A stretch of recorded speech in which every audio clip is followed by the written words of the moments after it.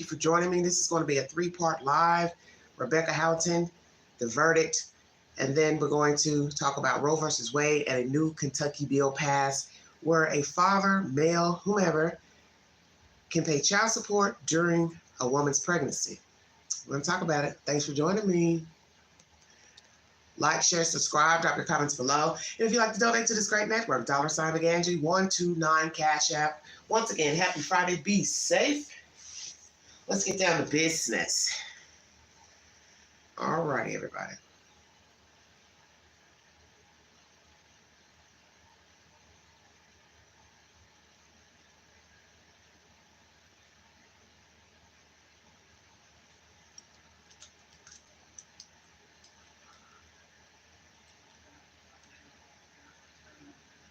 Does everyone understand that? All right, get your. I'm going to go back a minute. Hold on. So you can hear what he's saying. Thank you. Thank you. Thank you all.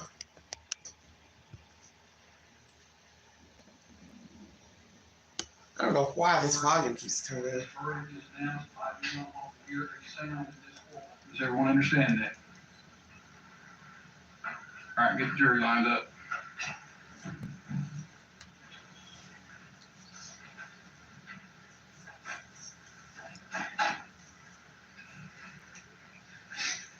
Hello, everybody in the chat. Is this their first week?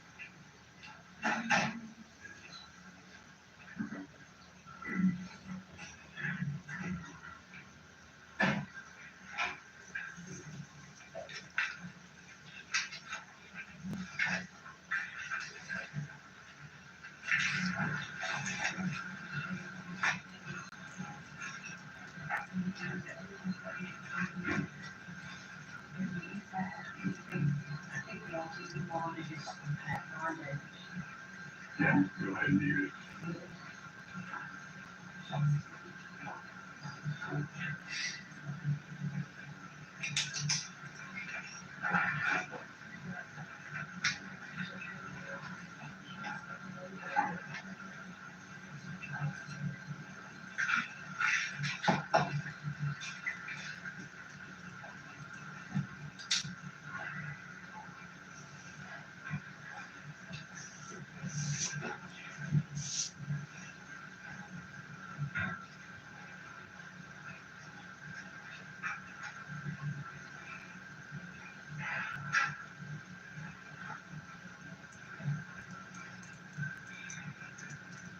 I'm going to ask that nobody be on the front row right next to the jury, please.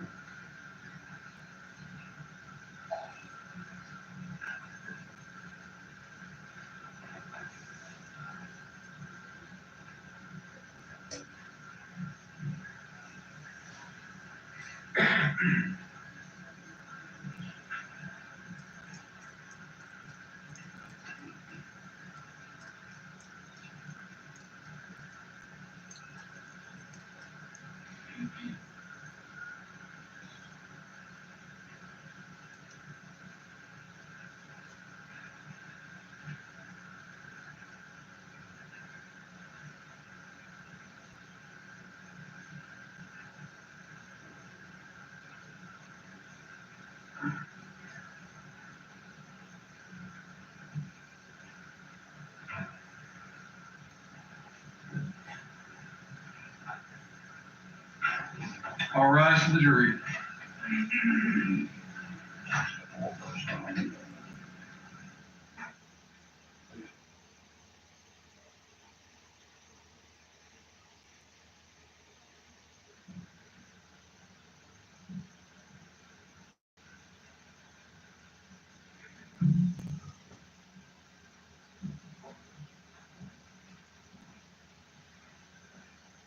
Everyone may have a seat, wave the call for the state or the fence.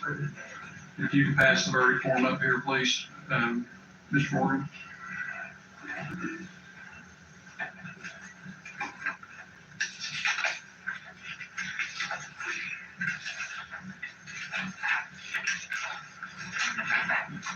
Marks, I understand you are the foreperson of this jury. Is that correct? I understand the jury has reached a unanimous verdict as to each of the counts contained within this indictment. Is that correct? If you would stand, please, sir. Ms. Howington, if you would stand and face the jury. Mr. Marks, as to the first count of this indictment charging first-degree felony murder, has the jury reached a unanimous verdict? Yes, we have. And that verdict is what, please? We the jury find the defendant Rebecca Howington guilty of reckless homicide. As to the second count alleging aggravated child neglect, has the jury reached a unanimous verdict? Yes, sir. That verdict is what, please? We the jury find the defendant Rebecca Howington guilty of aggravated child neglect. As to the third count alleging aggravated child neglect, has the jury reached a unanimous verdict? Yes, sir. That verdict is what, please? We the jury find the defendant Rebecca Howington guilty of aggravated child neglect. As to the fourth count alleging initiating or filing a false report to law enforcement, has the jury reached a unanimous verdict? Yes, sir. That verdict is what, please? We the jury find the defendant Rebecca Howington guilty of initiating a false report to the law enforcement officer. As to the fifth count alleging tampering with evidence, please? We the jury find the defendant Rebecca Howington guilty of tampering with evidence.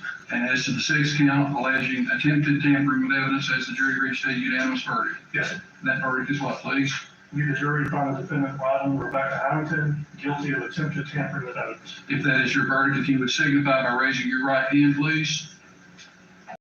Let the record reflect all 12 hands are raised as either side wish for the court to poll this jury. All right, Ms. Howington, you may have a seat. Ladies and gentlemen, thank you very much for your hard work. You have concluded week one of your jury service. I wish I could tell you that you're done, but you're not. You still got one more week of service. I know that we've got another case to start here on Monday, so I'm sure I'm going to see a lot of you back on Monday morning when we're picking another jury. Have a very good weekend. Thank you. All right, I'm going to stop there. Found guilty. I don't know what he's talking about, them coming back Monday to do what exactly. I don't know. But anywho, Court TV is the source of this information I want to bring to you. Just a recap of what you just heard here today in court. A Tennessee mother has been found guilty of all charges in the shooting death of her 5-year-old daughter, Robin Howington. Rebecca is also her name. Robin Rebecca Howington was convicted of 6 charges, including reckless homicide in the September 2019 death of Destiny Oliver. Court documents obtained by Court TV and testimony at trial detail how Howington told authorities several different versions of what happened, including blaming an unknown intruder, Oliver's biological father, and lastly, claiming her 2-year-old son shot his sister by mistake. If you want to finish reading this entire information, it's just a recap of everything you heard the past week of testimonies by detectives, forensics, so on and so forth. 6 charges, everybody.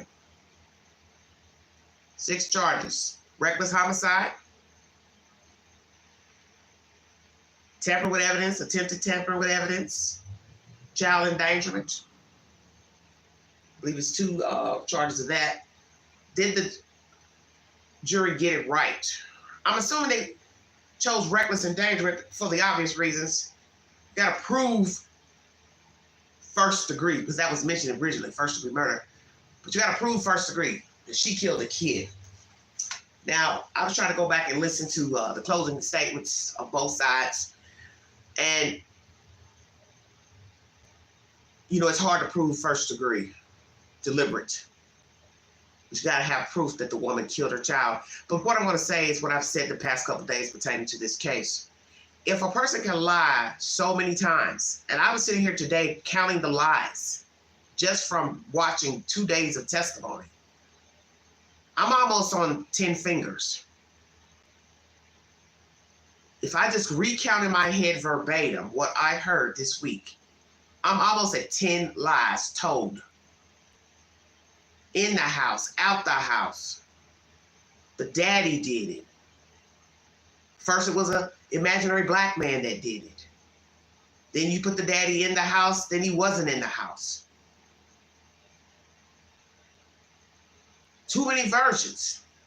Gun used in the killing was not the gun found outside. Then she takes it back. Yeah, it was the same gun. Well, they have forensics, so it would prove the gun used to kill the child was the same gun found outside.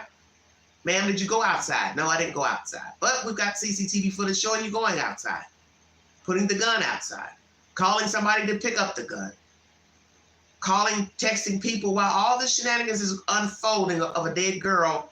But during court testimony, she doesn't remember anything. She has selective memory. She has PTSD. The defense built his entire case on her allegedly having PTSD, traumatized from an alleged rape by a cop. Mind you, this cop has not been charged with sexual assault against Ms. Howington. Don't know if it's true or not, but just imagine if she made that up.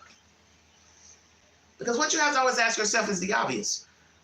If a person can spin at least 10 or so lies during interrogation of the death of their child, what else are they capable of? So why would I believe that this man assaults you? See, this is what we're talking about. People don't even like believing people when they say they've been assaulted, and they may have actually been sexually assaulted. And women get a bad rap for allegedly making up sexual assault. And then you have this alley bat coming to court almost 4.5 months later to defend herself, and then they play out all these lies in court, and she stupidly takes the witness stand with, I don't know, I don't remember. If you say so, if the video says so, I don't remember. I was stressed out. Why can't you all understand I was stressed out? I just lost my kid. This heifer has shown more emotion during trial the past 2 or so days than she showed in interrogation and possibly behind closed doors. She moved on with her life, still living here in the Knoxville, Tennessee area, I'm assuming, doing her damn thing. Now, her court hearing will be on April 19th for sentencing. What will the judge render as a sentencing? Probation? Supervised probation? Prison time? Because you got to remember, she's been free 4.5 years. Her original charge was tampering with evidence, so obviously she bonded out. I don't know if they rearrested her for the murder charge, because I would assume you would get rearrested because that's a whole separate charge than the tampering with evidence. So maybe she had a low bond and she was able to get out. So then you have to ask yourself that. If she was rearrested for the murder charge, where did she get the money to bond out? You see in court, only random people sitting behind her the past couple days, not many. An African-American male sitting behind her, don't know if that's her boyfriend, her sugar daddy, or whoever he is. I'm looking at him like he's crazy. Why would you be in court supporting this thing, this creature? What would be the point? Because what you have to tell yourself is what she told on the witness stand yesterday. Hell yeah, I lie on the baby daddy that he killed my daughter. He beat me up. He used to beat me up. So I want you to think about that. No matter how horrible Antoine Oliver is or was, don't know if he's changed his life or whatever, but she willingly testified, hell yeah, I set him up. I'll set him up. I lied on him. He used to beat me up. And it's not saying that the times that he beat her up, she couldn't have ended up dead. But the point is, you're willing to tell 12 members of the jury, same people who are going to decide your fate, that you would implicate a person as a murderer, and one, they didn't do it, and two, they weren't there. So if you are willing to do that, you are willing to set up anybody. Okay, stay woke. You're willing to set up somebody who spotted you, random stranger, somebody you know. And if I am to deduct this is who you are and what you're about, why wouldn't I think you wouldn't be the same person that wouldn't shoot their daughter? Because in the end, we have no proof of a child shooting a 5-year-old. We have no proof of him getting a stool, climbing up in the closet, climbing back down, going in the living room, shooting his sister by accident. You have no proof of nothing because she told so many damn lies. And like I said, I'm almost on 10 fingers on the lies. So that should tell you something. Who's to say she didn't deliberately kill her child to spite the father or use as collateral damage to get rid of the baby daddy. Tired of dealing with him, tired of him coming around, popping up. And as I said to the chat yesterday, I found something in the testimony that was interesting. The defense attorney was going back and forth with the judge about a text of her leaving the gun out on a nightstand. A text between she and Antoine, the baby daddy of the girl child. So they're bickering back and forth about that text messages, allowing it, blah, blah, blah, blah, blah. The one thing I found interesting is that in that conversation in court, it was so obvious. How would Antoine know where she kept her gun if he wasn't dating her? Bam. Right there in your face. You two don't get along. You don't like each other. You only should be going there to pick up your child and pull out the driveway. Do you all see where I'm going with this? How would he know that a gun would be out on a nightstand table? He either knows because she told him, the daughter told it, or he's been in her house in her bedroom. Say what? I won't doubt they were still messing around. Even while she was single, dating this Cali person. Because I found it interesting that these two guys were allegedly fighting. The allegedly testimony comes from a neighbor that they were out there fighting 2 days before with a gun. She pulled a gun on the baby daddy. And all of it made sense to me. He's talking to her about a text message in August about a gun on a nightstand, meaning he had to have knowledge of the gun being there, which would lead me to believe he's been in her house, in her bedroom. Why would he be in your bedroom? And he's abusive, he's volatile, you don't like him, he don't like you, you all are fighting, you're arguing over this other man. I won't doubt she was sleeping with both of them simultaneously. Who's to say? And that's a recipe for disaster. A baby daddy that's unhinged, a baby daddy that likes to, run and bang on the door, cause problems, calling you nasty names, putting your business in the street, talking down to your new boyfriend, lover, whatever. It's a recipe for disaster, number one. Number two, she's bringing a strange guy in her house, but yet she's afraid to talk to two cops during interrogation. That didn't make no sense.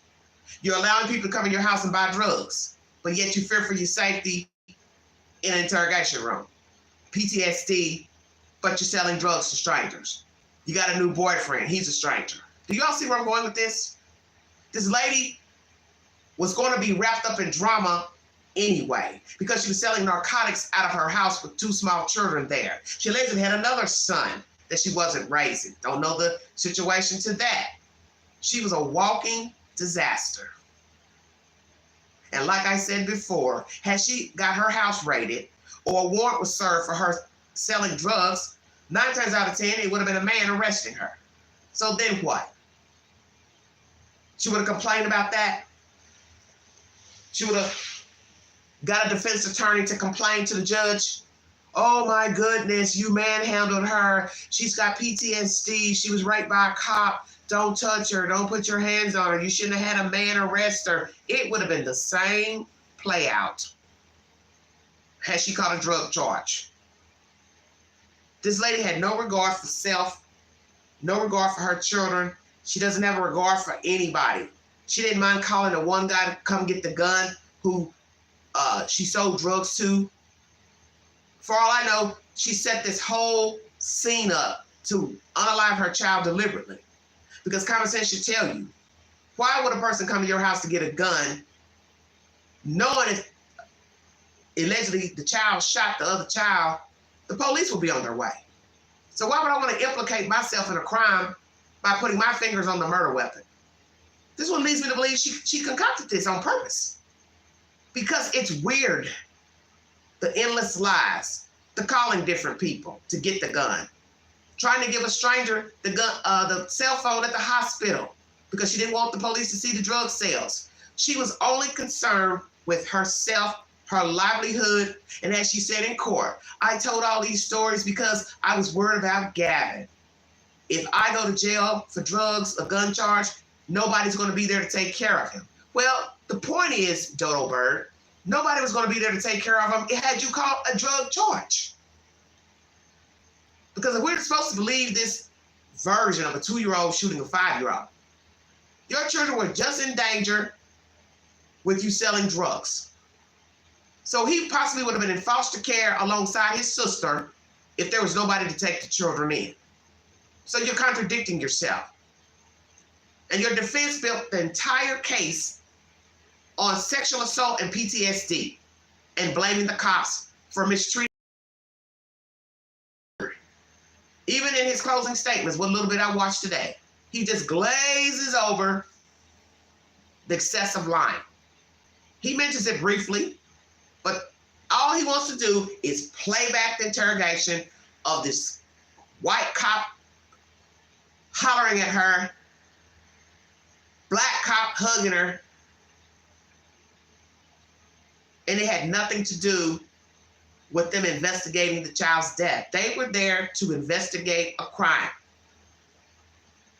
And I think they were cordial when she first got in the room, but the point is they asked questions pertaining to what you've told them, pertaining to what they gathered. They will only get ignorant when they realize you are lying and the information given is not the truth, and they have verified it, which they did by a neighbor's camera.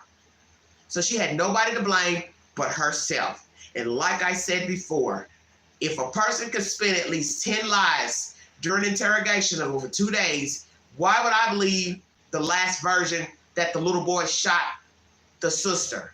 Because it goes from her being in the house, then she's in the kitchen, then she's outside. And I'm gonna tell you something about a liar, especially during interrogations. They are very descriptive when they spin the web, such as, she was lying down on the couch right here, and she was watching Netflix and blah, blah, blah. I was cooking a roast with carrots, and I didn't have anything else. And then I asked her, what did she want? Let me tell you something about all of that. Most of that probably isn't even true. Because that is what sociopaths do. They over-dramatize the situation. For all we know, a roast was never cooked. Now, I do believe she mentioned something about a crock pot, like she's trying to verify she had a roast in there. But the point is, it's called, you're thickening up the story. You're trying to lay the story out to make it believable. And you will see this with many interrogations. They got to tell you what color shoes they had on. They got to tell you it was raining outside.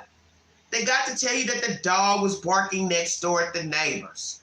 It's always extra fluff. That's what I call it. Fluffing the story. I gotta make it seem believable. Oh, she was lying down. They were hungry. I had a roast in the crock pot. I didn't have anything else to put in there but carrots. I asked her what else did she want, or this is all I got to give you. It's bullshit. For all we know, she didn't ask the kid nothing. She took them out to the park, way out in Carnes. They asked her about that interrogation. Why do you take the kids way over there to that park? Oh, well, the parks near me are bad and the steps are crumbling and blah, blah, blah, blah, blah. I got a feeling she set that entire day up to unalive her kid. I won't doubt she took those kids all the way to Carnes to let that be that child's last day playing with her brother. Bring her home, tire her out. After tiring her out with the brother, little girl is probably sitting up, laying down. I don't know. I don't believe anything she said. And you heard the lady saying in interrogation during the trial, she could have been lying down when shot. My thing is, hell, she could have been sitting up too. What difference does it make? The point is, she acts like she was trying to save her son, but he's 2. And 9 times out of 10, he would never remember shooting his sister. He only gonna know what he will only know what happened in that room allegedly, either by her, another family member, or social media. She acts like he was 8 or 12. and allegedly shot the sister and worried about how it would affect him. A 2-year-old doesn't know anything. So why not tell the truth? Hey, my 2-year-old got my gun. He shot the baby. He shot my 5-year-old. She's more worried about the gun charge and the weed charge and the pill charges, which shows you she's empty. She's cold. She's callous. She was no different than her attorney. If I didn't know any better, I would have thought both of them were related to one another. They both acted the same during trial. Fake crying, getting up on the witness stand, barely one tear coming out her eyes. You can see she's aged in 4.5 years, put on weight. She looks a hot-ass mess. Because she doesn't have anything. And I won't doubt she probably was using drugs or a heavy drinker, because you're out and you're worried what 12 members of a jury are going to decide when it's time to go to court. So she's had a free run for 4.5 years. A lifestyle her girl child wasn't afforded. And this is the most despicable trial I've seen since Harmony Montgomery. Everybody's passing the blame on somebody else. Nobody's taking responsibility for their part. And I can tell you, the gun was probably out all day. I won't doubt that the gun was in her pocket, in her purse. She probably carried it with her. Who's to say? She don't have a problem coming outside with a gun, knowing she doesn't have a legal permit. Then you got to ask that question. Whose gun is it? Because you definitely can't get the truth from her. She's never going to tell the truth. Oh, yeah, that's Bob's gun. Bob probably didn't exist. Then she finally mentions a Jay was the one that went in the house for less than a minute. Don't know if that's true. That's probably a customer buying dope. She's not going to tell the court who that person is so they can be implicated in buying drugs. Of course not. She only cared about herself, self-preservation, and that's what you heard in the interrogation by the 2 cops. You seem more concerned about yourself than the livelihood of your children. You have a dead kid. We're here to figure out who killed your child. So yeah, the cops are going to be all over the place because they're only going on what you told them and what they gathered. And they do start out nice when talking to you about crime. But once they see that you have been deceiving them, then hell yeah, they'll pop off during interrogation. Hell yeah, they'll lie. The cops can lie. There's no rule book to say they can't lie during interrogation. Hell, you're lying. What's the difference? It's the way it is.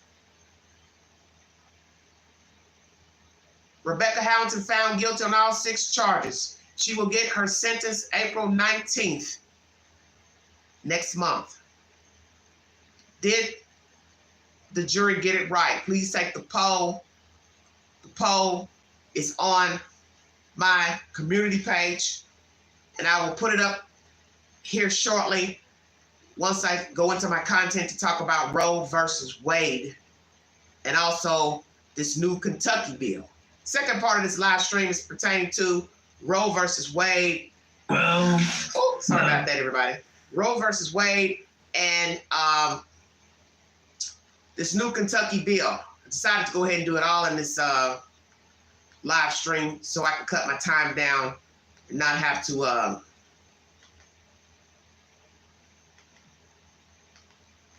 do a separate live. Thank you all so much for joining me. Bill could require parents to pay child support during pregnancy. As most of you know, Roe versus Wade was turned over.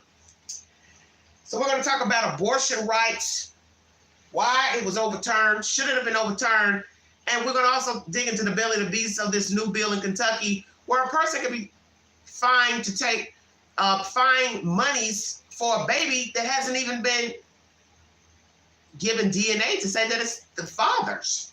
Is this right? It's kind of barbaric to expect a person to pay for a child when they don't even know that's their child that the woman is carrying. This is archaic, and this is what happens when you live in the dirty South They resort back to old ways of doing things as if we are back in the 1600s, 1700s. That's how I feel right now, listening to this nonsense. Let's get down to business and see what they have to say, everybody. Advance a bill to make child support payments a requirement before birth. This is Wave News 11. I'm John Bull. Senate Bill 110 still votes away from becoming law, but Wave News reporter Noel Friel took a closer look at what this bill would do. This bill would allow child support to be collected beginning from the moment of conception. Supporters of the bill argue it will help women in need of financial support during pregnancy, while critics see it as a way for pro-life lawmakers to push legislation giving a fetus the same rights as a person. Senate Bill 110 would allow women to seek child support payments to cover the costs of pregnancy after the child is born. The mother would have up to 1 year after the birth to ask for the child support order. That child is a human life, and the support obligation begins as soon as that life begins. And I think we ought to be able to go after that. Republican Senator Whitney Westerfield introduced the bill. He's pro-life and says that belief is what inspired him to introduce the legislation in Kentucky. Even if you didn't believe life begins at conception, I don't think anybody can reasonably dispute that there are costs involved in being pregnant from the moment of conception. Westerfield says the bill could require non-custodial parents to help cover the costs of pregnancy, including prenatal care and items purchased for the child before birth. We wanted there to be a mechanism of conception moving forward to cover those costs and expenses, so that the father has an opportunity, because he certainly has the duty, to help cover that. The bill passed out of the Senate Families and Children Committee unanimously Tuesday with bipartisan support, but there are abortion rights advocates who are against the bill. Tamara Weeder, the Kentucky State Director for Planned Parenthood Alliance Advocates, says bills that define an unborn child as a person could pave the way for pro-life legislators to create other restrictions around reproduction. We've seen an overwhelming amount of personhood bills filed this year, and it is because it is a next step. We know that with personhood bills, it also creates harder avenues to types of birth control, and this is a next phase that we know of reproductive freedom opponents, that they want to come after IUDs, emergency contraceptions, and other forms of birth control. There's also an issue of cost. County attorneys would incur additional costs since federal funding wouldn't cover the enforcement of child support orders for unborn children. Westerfield says he believes the legislature should cover the extra expense. I don't expect it to be a big figure. And if it turns out to be a big figure, I think the legislature, it's incumbent on the legislature to cover that cost. It's worth that cost. The bill is now moving to the full Senate for a vote. Noel Friel, Wave News. Thanks to Well. Okay, everybody. How is this legal? Let's talk about it. How is this legal to have a person walk up to wherever they're going to go, some agency, Department of Human Services to get welfare for a kid, whatever, and say, well, Bubba Smith's father, and then Bubba Smith gets a summons to start paying monies for doctor visits, prenatal vitamins, so on and so forth. I guess up until verification of a child is his child. Then you got to ask, what is the law in Kentucky as far as asking or getting, how can I say this, drawing blood from a baby? At what age do they draw blood from an infant to verify paternity?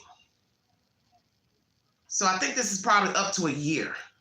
So imagine a guy starts paying child support or monies to the mother or through the state, depending on how she's getting her care. And then the baby's born. And then it takes another year or two before they can do paternity. And he's outstanding paying monies, at least 2 years or so. And then the baby's not his. I'll let you all sit on that for just a second. Yes, that early. Exactly. How are you going to prove it's his child? And that's not right, because now he's got to argue with an agency, child support agency, private lawyer, or Department of Human Services about monies that needs to be given back to him for a child that is not his? Why should this person have to pay for a child? And as someone in the chat is putting, imagine twins, triplets, quadruplets, exactly. Who's to say she hasn't slept with 3 or 4 guys in a week, in a month? She doesn't really know who the father is. So she picks one. Well, I'll pick the guy that's got the best job. I don't understand how these legislators thought this was a normal practice, a right practice, because you're banking on the word of a woman. And I'm not here to say that a woman is a liar, but you have to use common sense. If a woman had sex with 2 people, same time frame, 1 week, a week apart, 2 weeks apart, it don't matter. And then she doesn't even know who's the daddy. She may just assume it's Bob's, but it could be Bubba's. So she chooses Bob. Bob pays out all this money until paternity is rendered, and then we find out it's not Bob's kid. Now you got to go back to the drawing board to find out who is the daddy, and now Bob's got to wrangle with the court to get his money back that he's either an agency or the Department of Human Services or a private attorney, depending on how the woman is navigating financially. This is bullshit. This is bullshit and it's barbaric. But this is what I try to explain to people about what it's like living in the South. The shit they do down here is different than anywhere in the United States. So if you in Iraq, Iran, Gaza, well, come to the dirty South and you'll feel like you're living in a fucking foreign country. Because the shit they do down here is wicked. And for some of you who probably don't know, it's illegal to have oral sex in the state of Georgia. Uh-oh, what'd you say, Queen? Bet you didn't know that. That's right. In the state of Georgia, you are not to put your mouth on somebody's private parts. It's against the law. It's an old law, but it's been around a very long time. Anywho, is this law right? Is this an invasion of a person's freedom before getting verification? Because you're now going into the belly of the beast to just start making people pay money for it hasn't been verified that that's the man's child, number one. Then will you pay the money back? Will the agency pay the money back to him? Because you can't lawfully take the money and then he's not the father and expect him not to ask for the money back. He has every right to ask for it back. This is bullshit. But this goes back to the age-old, keep your legs closed, don't have a kid if you don't want it. If you realize you can't take care of the child, pass the baton to somebody that can, and fellas, wear an umbrella. Because if you don't want to be a parent, you got to use protection. And we still have men who don't want to wear condoms. They don't want to use condoms. You have to use the condoms. You cannot bet on pulling out. You cannot bet she took the pill. You cannot bet her IUD's working. You can't bet on that, and you know you don't want kids. Bottom line. Roe versus Wade. Let's get down to it. Thank you for joining me.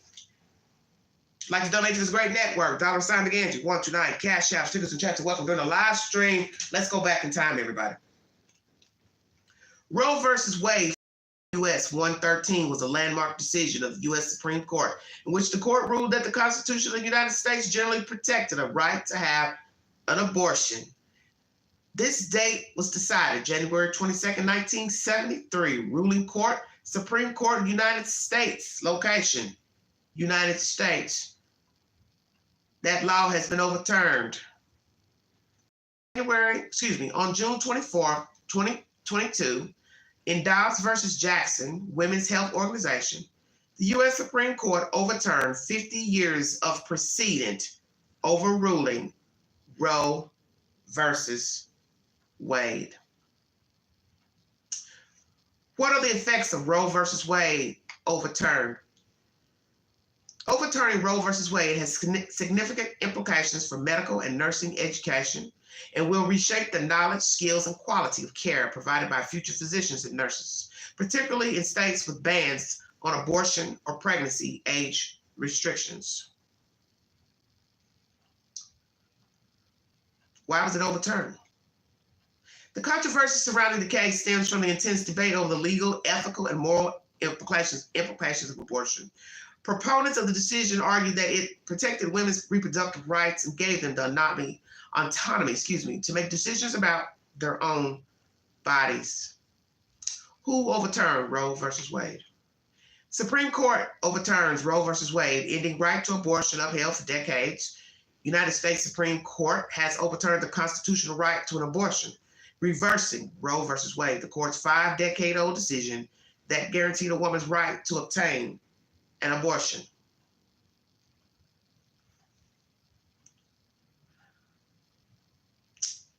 New targets. Alliance Defending Freedom has won 15 Supreme Court cases. Now it wants religious exemptions and anti-discrimination laws and is going after trans rights, whatever that's supposed to be about. Just bringing you different states. Let me try to find out which states have abortions. Thank you for joining me, everybody.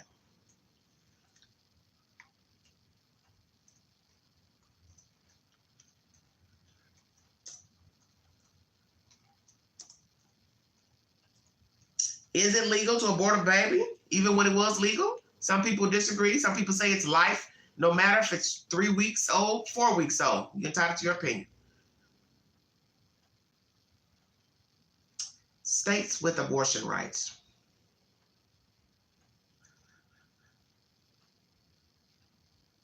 Hold on.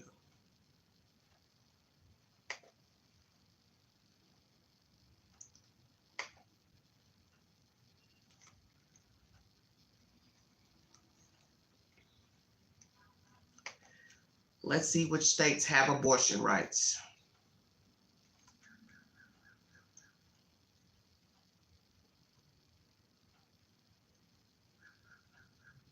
Oh God, I have to read all these states. So restricted, I can't even tell what color that is. Hold on, you guys. So I'm just going to read restricted, severely restricted, and eliminated. That'll just make it easier. Because it'll take forever trying to read all these states. Idaho, Utah, Arizona, North Dakota, South Dakota, Nebraska, Kansas, Oklahoma, Texas, Iowa, Wisconsin, Missouri, Arkansas, Louisiana, Tennessee, Texas, Mississippi, Alabama. Then it goes down. Let's see. Eliminated. Those are the ones eliminated. And then we got North Carolina, South Carolina, Georgia, Florida.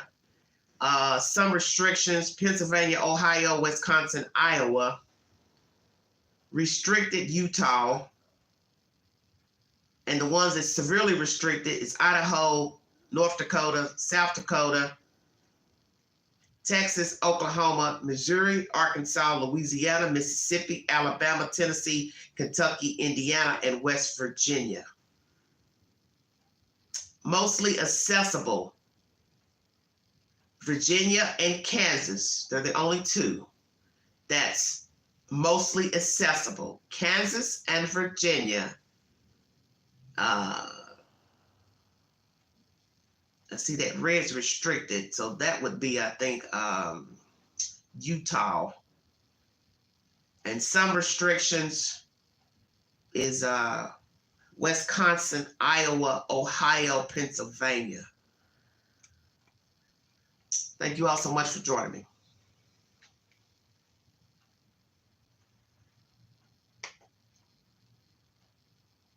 Was it right to overturn Roe versus Wade? I'm going to put a poll up. Hold on 1 second, everybody. Give me time. In 28 states, access to abortion is currently limited depending on gestational age, with bans ranging from 6 weeks to more than 24 weeks. Abortion is almost completely banned with limited exceptions in another 14 states. All right.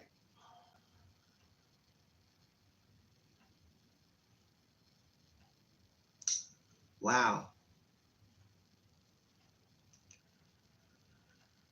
Okay, let's see. Dobbs versus Jackson Women's Health Organization was a challenge to a Mississippi law banning abortion after 15 weeks of pregnancy, which experts say stood in direct opposition to what the Supreme Court decided in Roe, that states may not ban abortion prior to fetal viability, which is generally understood by experts to mean between 22 and 24 weeks of pregnancy. But in a 6-3 decision in June 2022, the conservative majority on the high court sided with the state of Mississippi, upholding its ban in a massive reversal precedent. And know that Mississippi is one of the most poorest states in the union. They do not have adequate health care, jobs in this state, still have racial discrimination, naturally, all over the U.S., high cases of HIV/AIDS in the Black community. Mississippi is a spiraling downward state, for those who did not know. Here's how the landscape of abortion stands in states of March 6, 2024, according to information from the Guttmacher Institute. The source of this information is U.S. News. Alabama, banned. Exemptions, except in cases where necessary in order to prevent a serious health risk to the unborn child's mother. Now, notice some states don't care if you were sexually assaulted, you still cannot get the child aborted if you have been raped. Just saying. So Alabama, it is banned, and it only can get an abortion, I guess, if it was a serious risk to the mother. Alaska, no restriction. Arizona, 15 weeks. Arkansas, banned, except to save the life of a pregnant mother in a medical emergency. California, restricted at viability.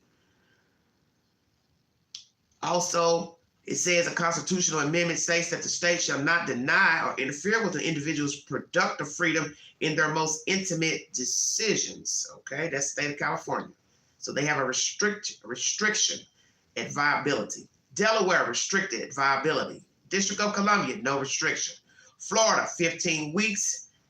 Also, it says after 15 weeks,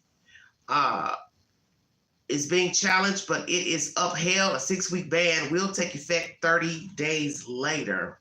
Georgia, fetal heartbeat, 6 weeks. Hawaii, restricted at viability. Idaho, banned.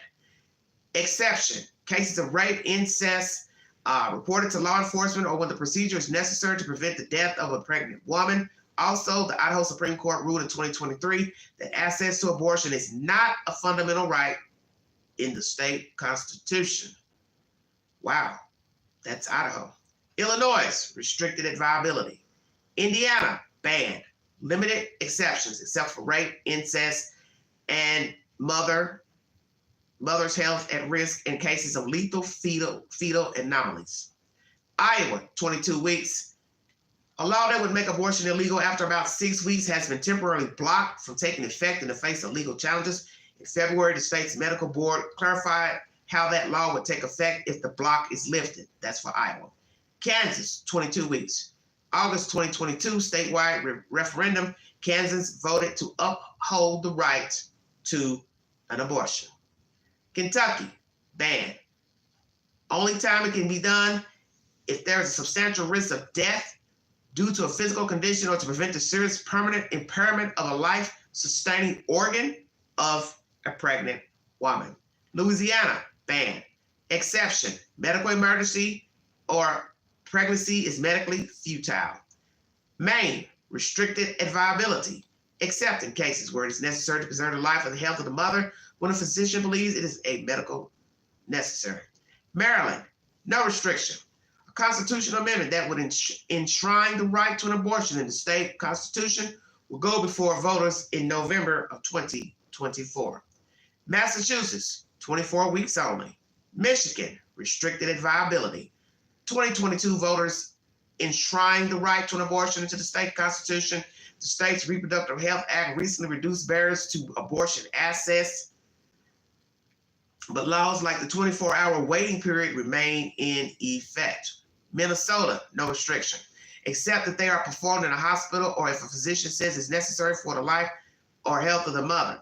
As of January 2023, Minnesota law states that every individual has a fundamental right to make autonomous autonomous decisions about the individual's own reproductive health in the state. So you can get an abortion in Minnesota. Mississippi banned only in the case of a mother's life where the pregnancy was caused by rape and was reported to law enforcement. Missouri banned, exception, medical emergency. Montana, 15 weeks. Several laws passed in 2023 face legal challenges and are temporarily blocked as their legality is debated in court. In late February, district court ruling determined that 3 of the laws are unconstitutional, meaning they will not be enforced. Senate Bill 154, the right to privacy protected by the state constitution, does not include the right to an abortion. Nebraska, 12 weeks only. The current ban became law in 2023 and remains in effect despite ongoing legal battles after a district court judge sided against Planned Parenthood. An appeal elevated the case to the state Supreme Court, which heard arguments in March. Nevada, 24 weeks. Bill was put into motion to protect abortion into the state constitution was advanced by lawmakers 2023. If lawmakers pass it again in 2025, voters support the measure on the 2026 ballot. It will be added to the state constitution. New Hampshire, 24 weeks only. New Jersey, no restrictions. New Mexico, no restrictions. New York, no restrictions. 2024 voters will decide whether to ratify a state constitution amendment that could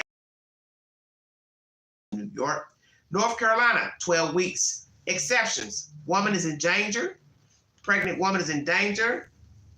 Other exceptions are for rape, incest through 20 weeks of pregnancy, and exceptions for life-limiting fetal anomalies through 24 weeks. So even if the baby has some problems, you still only have up to 24 weeks. Rape and incest, 20 weeks. September 23, 2 provisions in the law were blocked from taking effect, one of which would effectively prohibit all medical abortions in early pregnancies. North Dakota, banned. Exception, gross sexual imposition, sexual abuse of a ward, incest, to prevent the death of a pregnant female. Ohio, 22 weeks only. The law that would ban abortion after about 6 weeks of pregnancy is blocked by a preliminary injunction. Voters enshrined access to abortion to the state constitution, November 2023.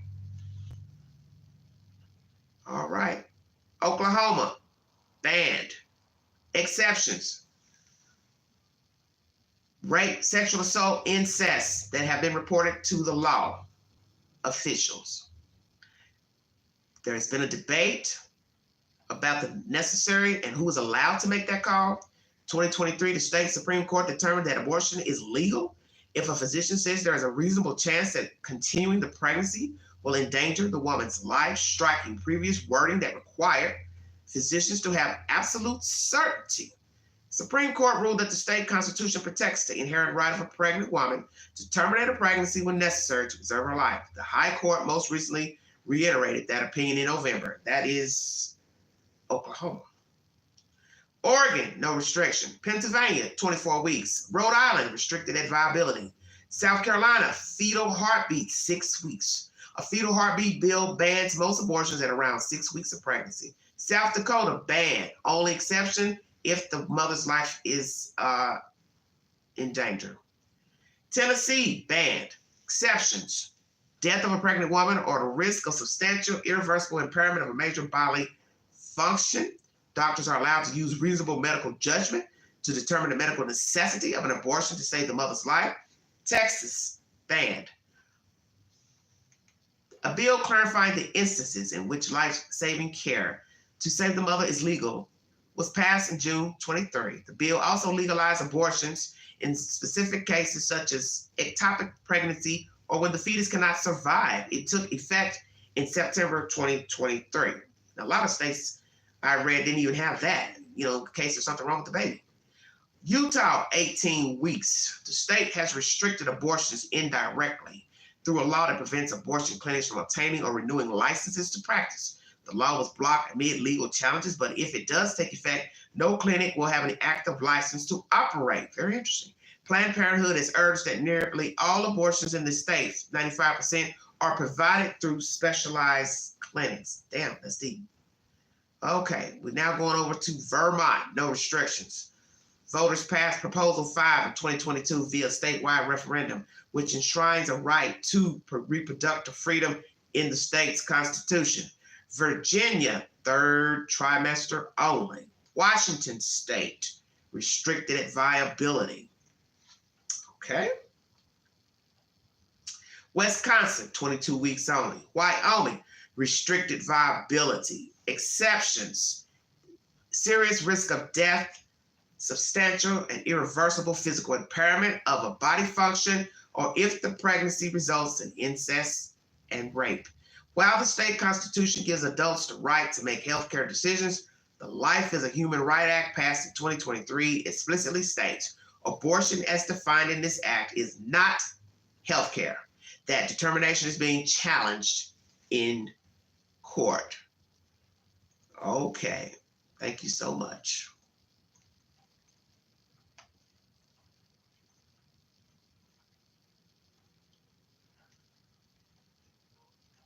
Now, let's go to my channel. We're going to put up a poll and we're going to weigh the questions I've asked during this live stream. Thank you for joining me. This is a 3-part live. Robin Rebecca Howington found guilty of reckless homicide in the death of her daughter, Destiny Oliver, here in Knoxville, Tennessee. Kentucky has passed a bill where men can be charged monies for a fetus without verification of DNA. We're also talking about Roe versus Wade. And we're also, I might just throw in there about the pill, the morning after pill. Thank you for joining me.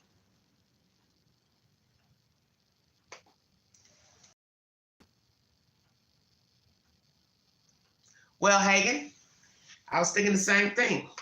Some people have gone to other states. People used to go to Georgia back in the day to get abortions when, Tennessee had a certain time limit on when you can get an abortion. Women used to go down to Georgia back in the day and get the child unalived. I saw pictures a few years ago of what a fetus looks like. I had found some information about some clinic was not disclosing, they weren't doing what they were supposed to do with the remains of fetuses properly. And once I saw the pictures of what the fetuses look like after an abortion, it was not a pretty sight. So it could give you some pause if you're thinking about an abortion, if you saw what the baby looked like after it has been extracted from the mother, because there are different procedures on extraction of a fetus. And naturally, it's more graphic looking as the fetus has developed. And I think that's common sense. So if you're ever considering unaliving a fetus, you might want to look at the pictures before making that decision. Thank you, everybody in the chat.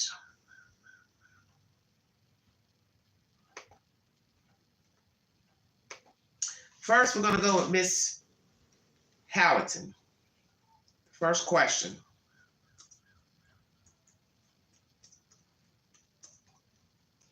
Thank you for joining me, everybody.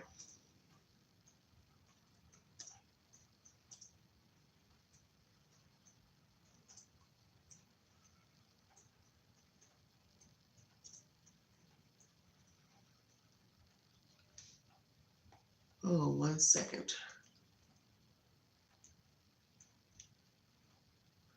Oh, I can't even write this right.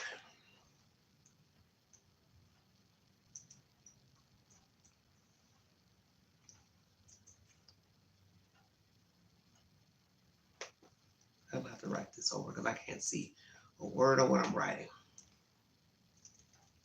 For some reason it's not computing.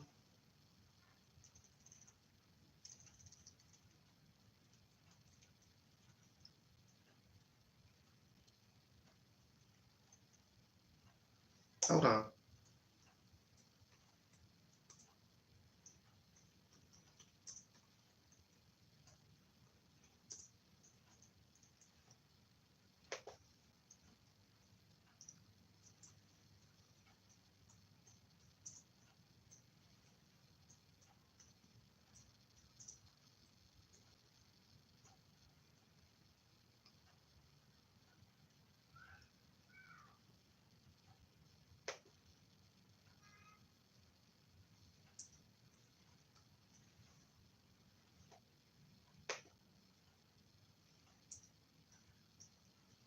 Take the polls, everybody.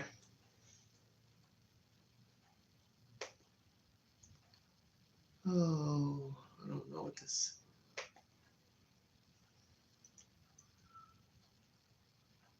some reason it's. I can't get this poll to go up. What is the deal?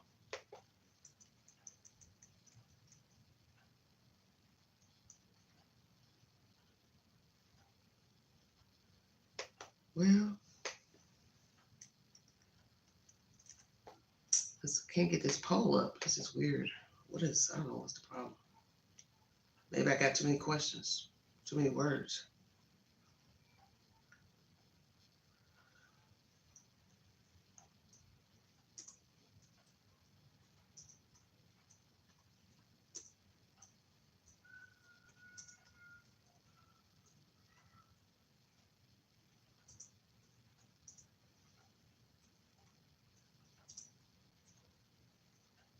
Ooh, the things I go through, I tell you.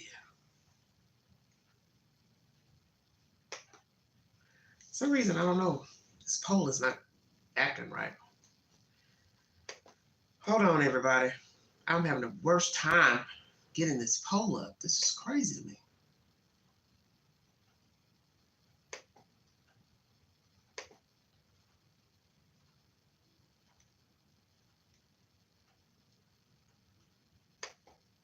You worried about the wrong thing, honey.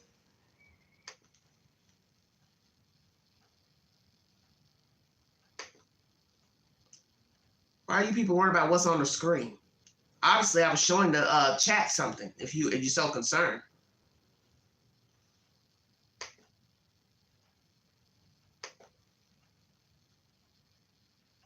Oh, thank you, One Cup. Thank you so much. See, these people come in the chat, they don't even know what the hell's going on.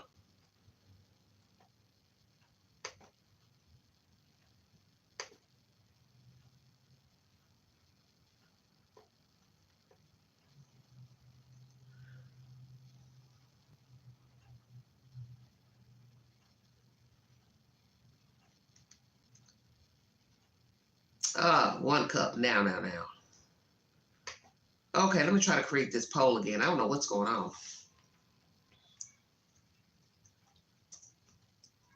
some reason, it won't come up. Hello, dear.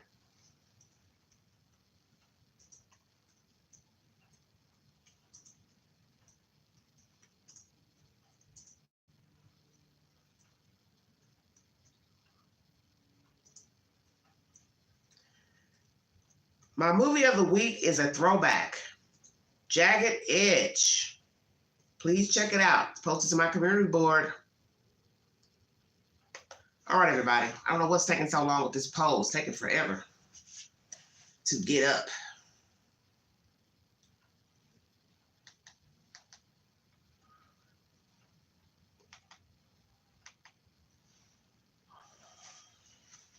There's a lot of crazy stuff going on in the news lately.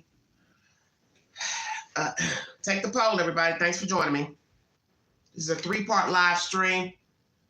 Roe versus Wade, Kentucky bill passed that a man could be charged monies for an unborn fetus to help out with health care expenses for the mother. And Robin Howington has been found guilty in all 6 charges in the murder of her 5-year-old daughter, Destiny Oliver, here in Knoxville, Tennessee. Thank you for joining me. 3 votes? Come on, you guys. Was verdict right in the Robin Howington trial? Take the poll so I can put up some more polls. Thank you.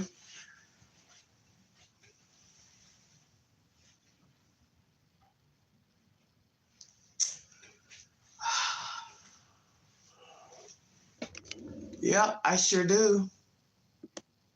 You don't have anything. I got it up. Don't worry about it.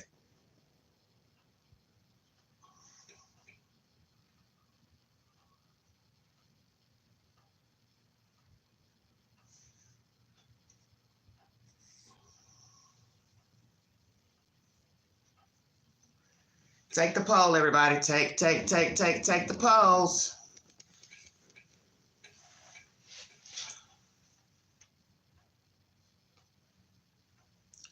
10 votes so far. Was the verdict right in the Robin Howington trial? Take the polls.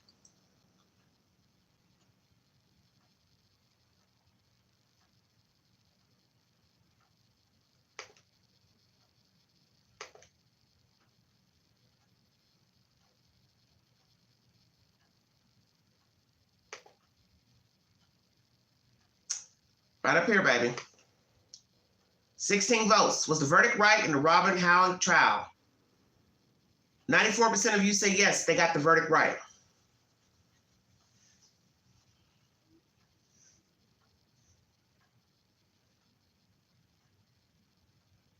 Are you all done voting? 43 people viewing, only 16 votes.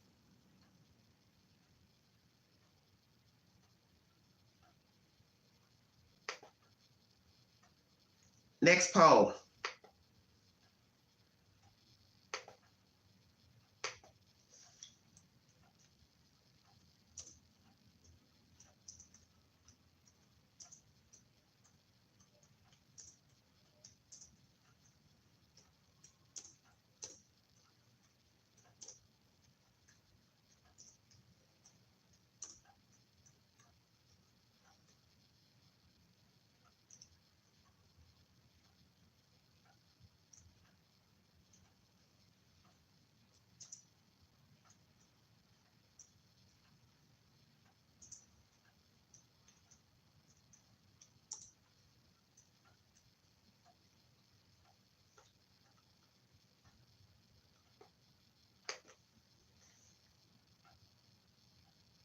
Next question. Is the Kentucky bill right to make a man pay for unborn fetus without DNA? Thank you for joining me. Yes, she's been found guilty, Jay. Take the poll, everybody.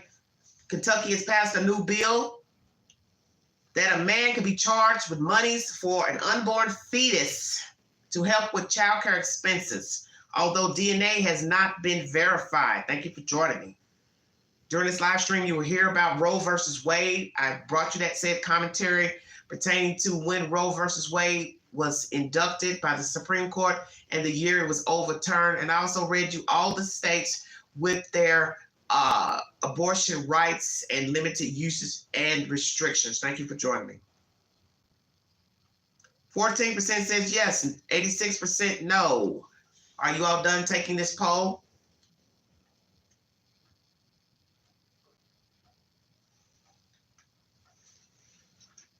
One hour into this live stream. Thank you for joining me, everybody.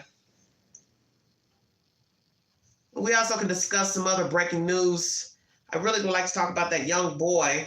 I really get tired of talking about children cases because they're so, just bizarre and devastating all in the same breath. But a young Caucasian boy child is missing out of Tennessee, and I don't think it's good. They're in a Kentucky landfill because that is where his family's trash is dumped weekly. And once I saw that information yesterday, I had a very bad feeling that this is not going to turn out favorably for the child.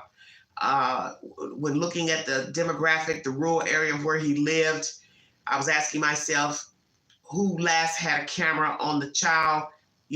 Schoolhouse, neighborhood cameras. What are we talking about? Now, another YouTuber posted that there's no visual of the child coming out of his home to go to school that morning. So that's not good. So he can't be last seen near a school if he never left his house.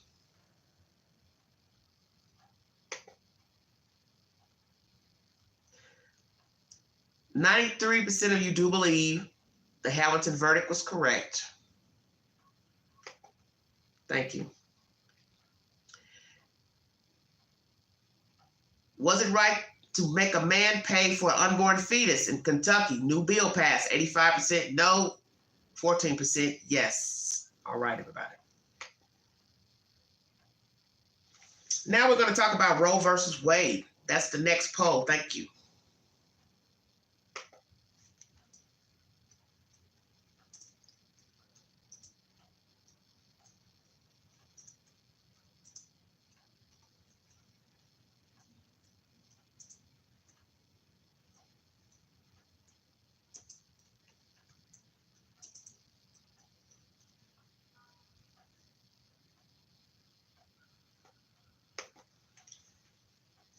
Was it right to overturn Roe versus Wade? Weigh in.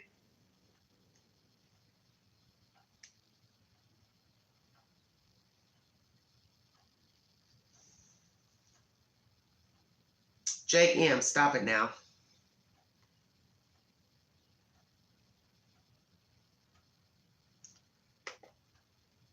$44 viewing, 6 votes. Come on, you guys. Roe versus Wade, right or wrong?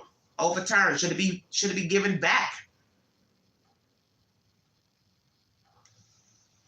Should it be resorted back? That is legal to have an abortion in all 50 states and jurisdictions, even the islands, Puerto Rico, so on and so forth. Thank you for joining me.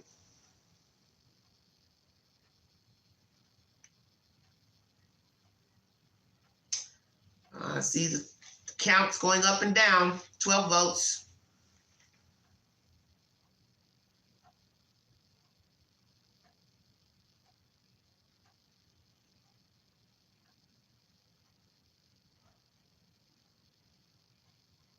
$15 votes.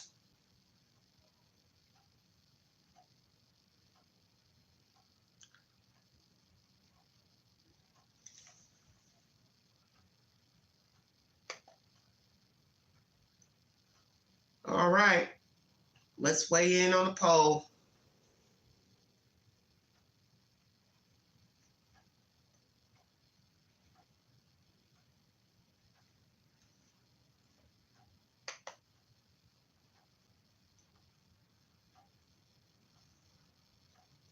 Got so many up here.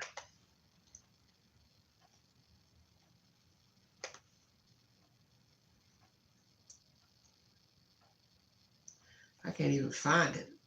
Where I was. Trying to find the chat. Trying to find the poll. Oh, Lordy.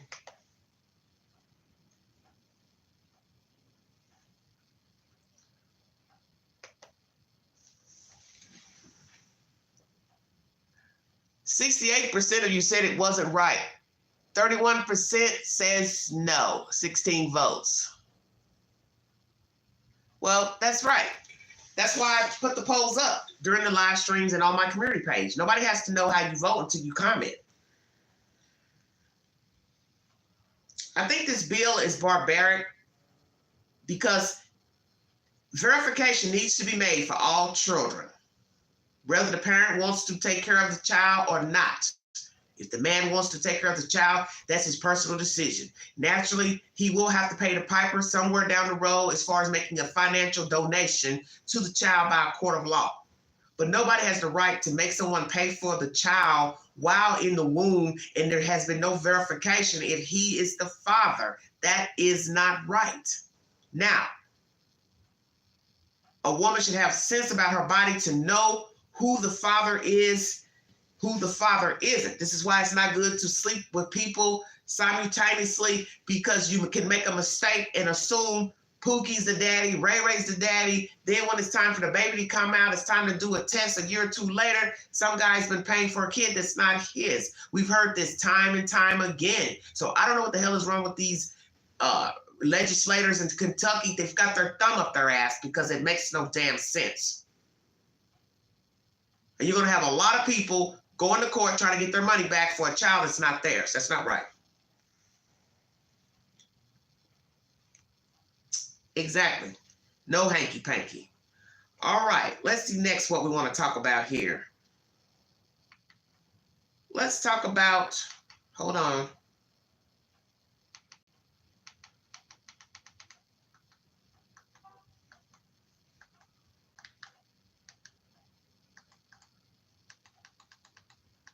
This morning after appeal here. Hold on, everybody.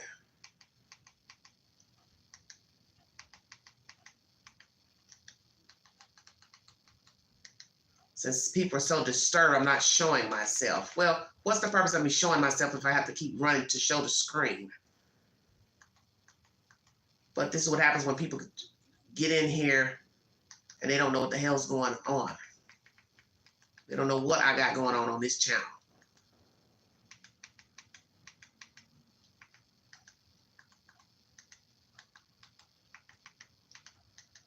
Where is this little boy missing out of Tennessee?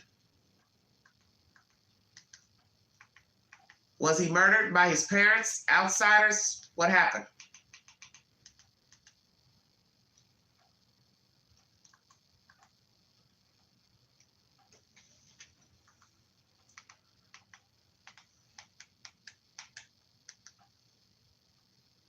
All right, let's see.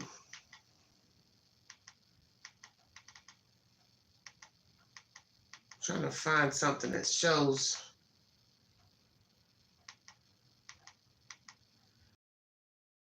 It was just put up last week. I don't know why I don't see anything.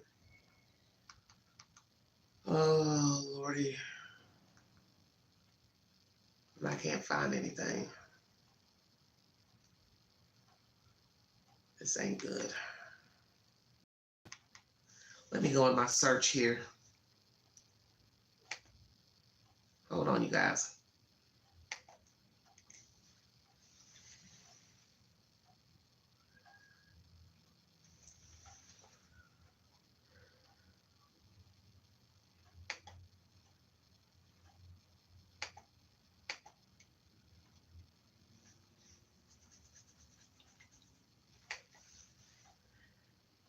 Morning after pills sold at Walgreens, CVS.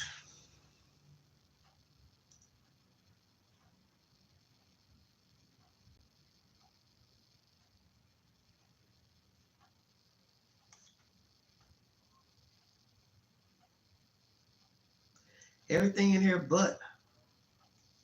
Okay, here we go. Okay, let me see. I found an article. Hold on, you guys. I think I already watched this already.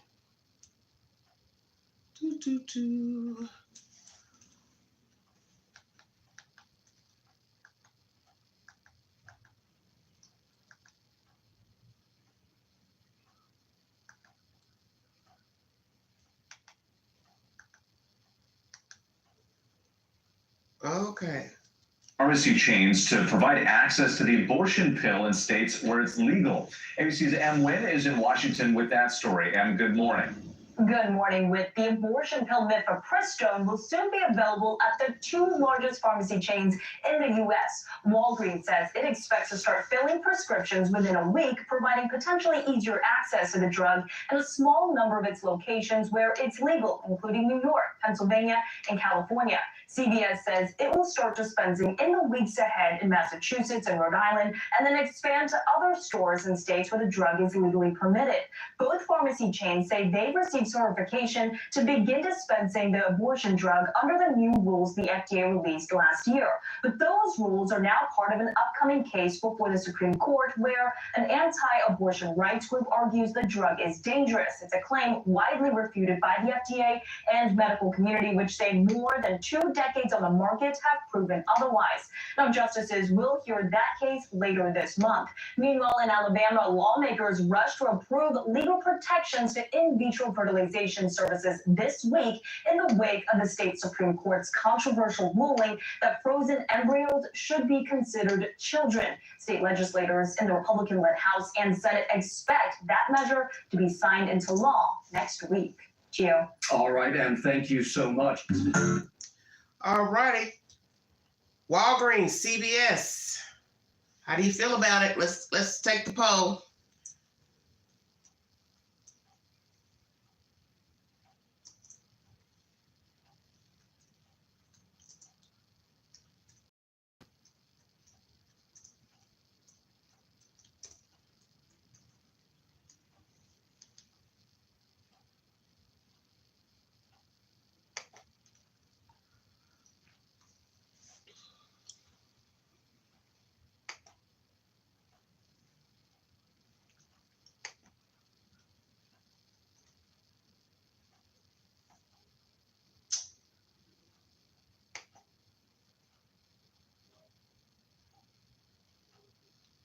Should all states sell the morning after pill?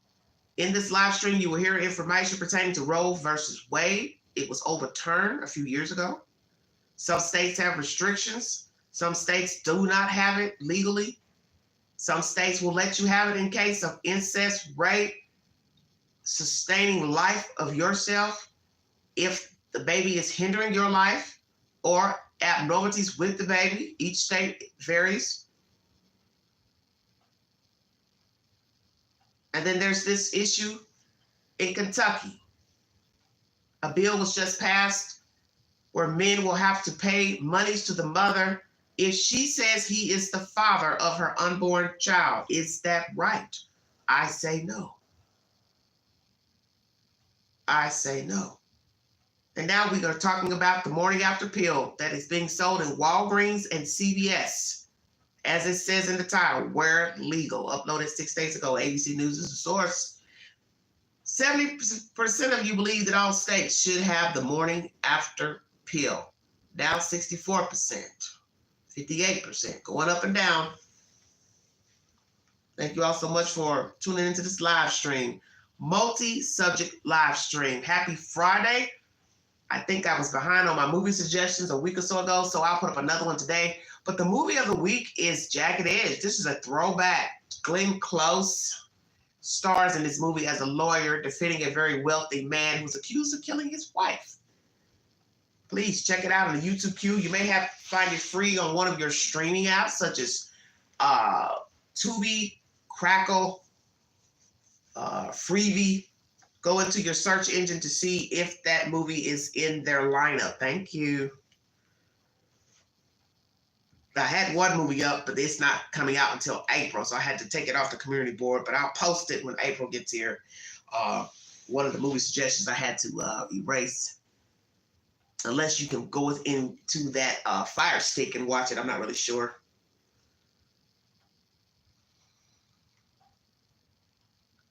All right, 17 votes so far. 59% of you are saying yes, it should be sold. Now it's up to 61%. Make up your minds, you guys. Take the poll, everybody. Should the morning after pill be sold in all 50 states and United States jurisdictions? I do not know the timeline of these pills because I'm sure each pill may vary differently.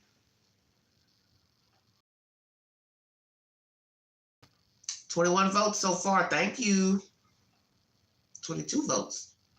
Somebody's taking the poll. Thanks. Once again, Rebecca Howington of Knoxville, Tennessee has been found guilty in the murder of her girl child, Destiny Oliver. Her sentencing will be April 19th. That is next month. Knoxville Criminal Court.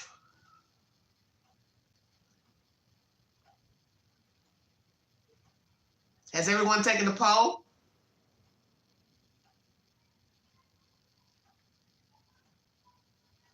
$22 votes. I'm going to shut it out.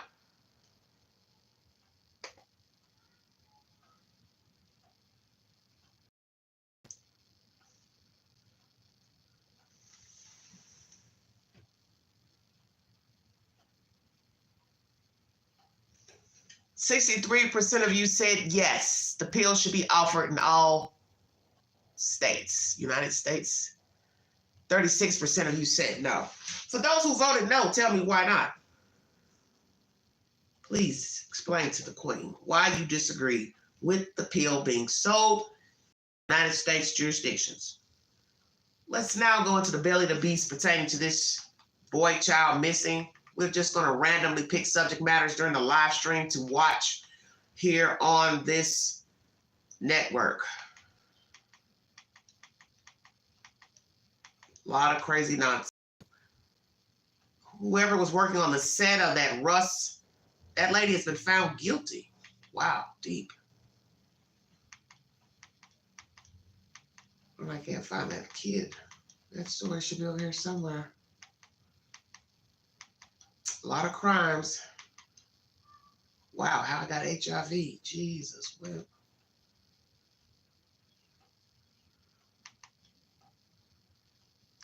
Let me go because I don't see it popping up. I'm gonna go look in where I was watching the video because I think I watched it yesterday.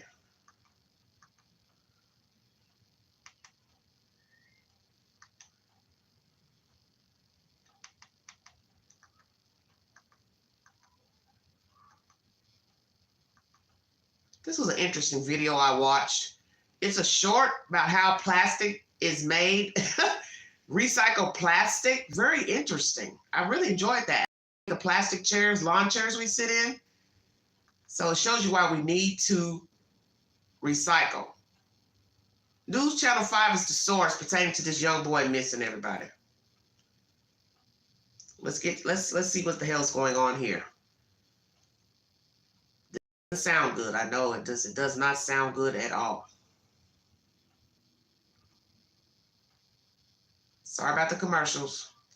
Exclusive Sky 5 video showing the latest search for a missing teen out of Sumner County. Thanks for joining us here at 6. I'm Rory Johnston. And I'm Carrie Sharp. Sebastian Rogers has now been missing for 11 days. And today, investigators turned their attention here to a landfill in Kentucky. Meanwhile, the TBI today releasing these 4 new photos of the 15-year-old who has autism. Now, this activity marking the first real lead since the search began. Nick Barris now with the latest details. The search for Sebastian Rogers continues in the neighborhood where he disappeared, and part of that now includes tracking down and tracing garbage. That's right, garbage could contain vital clues to the investigation. We know that Sebastian Rogers disappeared from his Hendersonville home a week ago Monday. His mother reported him missing around 6 a.m. Since then, there's been a massive search effort from the air and on the ground.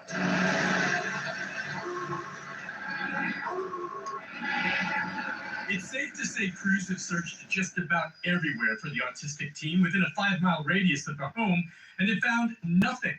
But one thing they did not search is the garbage, and that is why Sumner County deputies and Kentucky State Police spent the day searching a landfill in White Plains, Kentucky. Look at that. Right there, Lord, well, News Channel 5 has learned that trash in the Stafford Court neighborhood is picked up every Monday between 5 and 6 a.m., and it was sent to that landfill. So all the trash from the neighborhood dumpsters, including the trash bin at Sebastian's home, was picked up and gone before the teen was even reported missing. Officers are digging through trash and the landfill looking for any clues. They don't know what they'll find, but say the search is part of leaving no stone unturned. There's the possibility some evidence was disposed of in the trash. In the meantime, authorities were back at the family house today in the backyard appearing to take photographs. No one is giving up on the search effort for Sebastian, but at the same time, authorities appear to be moving forward with a possible criminal investigation. They have named no suspects, and detectives say that Sebastian's family has been cooperative. As this investigation continues to evolve, authorities are still going through security camera video obtained from homes in this neighborhood, and they do continue to depend on tips from the public. In Sumner County, Nick Barris, News Check. All right. Very interesting information. Family cooperative. Nice looking neighborhood. As you can see in the background, nice size homes, not your average neighborhood. Definitely not your average trailer park neighborhood or low income housing development. How many children do they have? Did he go to school that morning? Was he seen, not seen on surveillance cameras? How many neighbors have security cameras and doorbell cameras? Will all of them show no child walking? Did he walk to school or he got carried to school? What happened to this child? 15 votes. How many more people need to take the poll?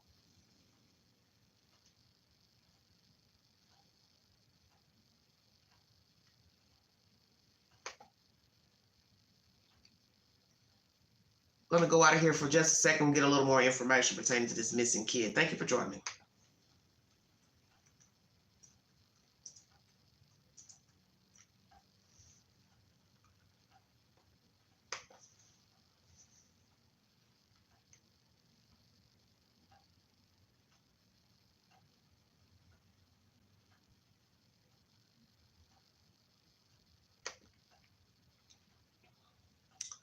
All right, let's see what we can find.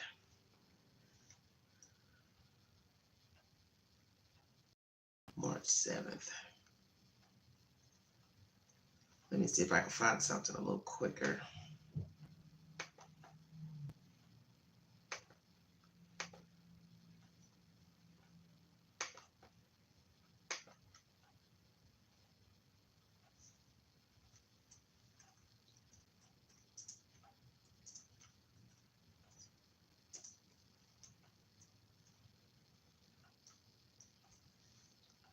All right, everybody, still searching, trying to get me some information. This is 22 hours ago. Let's see.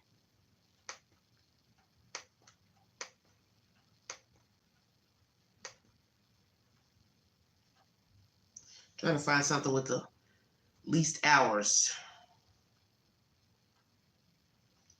This is 6 hours ago. No evidence related to missing teen found at Kentucky landfill. WSMV4 is the source. Thank you for joining me. Hendersonville, Tennessee. The search for evidence related to the disappearance of Sebastian Rogers at a Kentucky landfill on Thursday yielded negative results, according to the Sumner County Sheriff's Office. While the search for Rogers continues, the search at the Hopkins County, Kentucky landfill is over after exhaustive efforts to find any evidence that would help find the missing 15-year-old autism, the Sheriff's Office said in a media response release. Authorities said no leads or evidence pertaining to Rogers' whereabouts were discovered during the operation.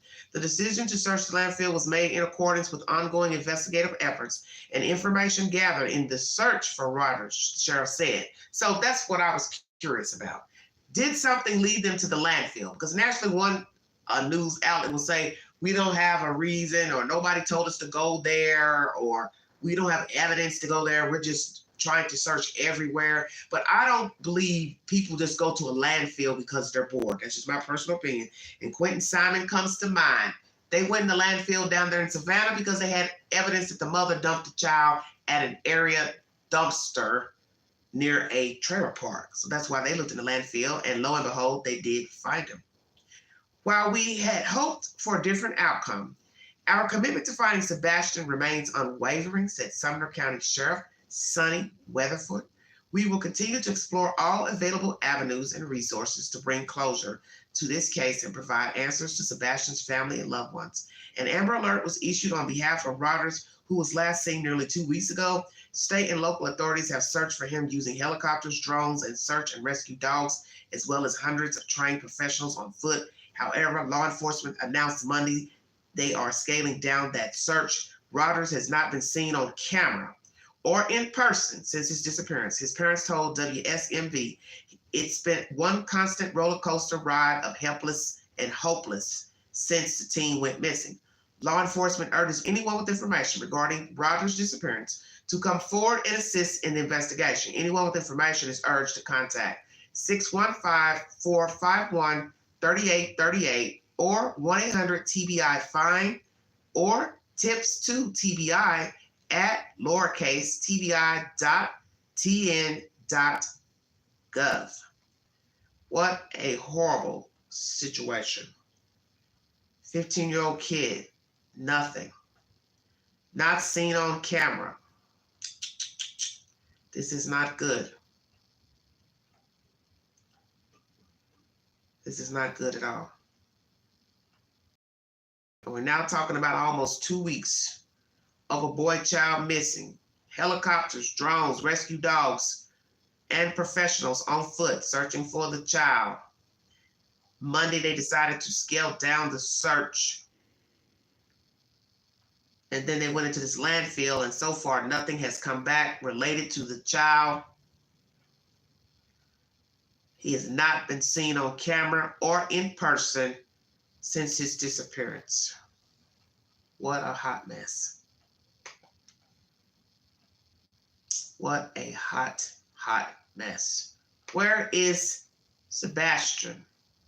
Did he leave his home on the morning reported missing by the parents? Or are we talking about a situation of a child who's been long gone? What resources has the school brought forward? Because that's going to be pivotal in determining the who, the where, the why, the what. When was he last in school? what was he wearing in school, who took him to school, how did he get to the school, what time did he leave school, and who picked him up. That's how you're going to know a little something more.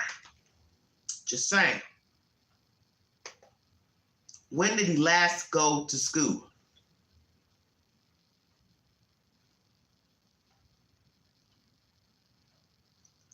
That's what I like to know.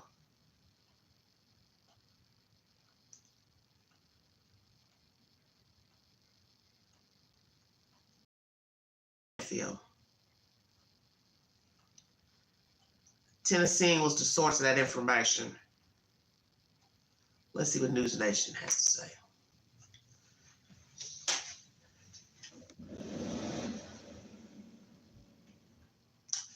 Sebastian was last seen on Sunday. What Sunday? You mean coming up 2 weeks ago? Hello, Lolo.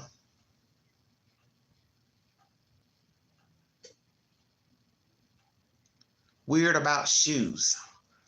Stepdad is a nice big 2-car garage. Okay, Hagen, stop it now. On Sunday at Costco video. Well, who was he with at Costco?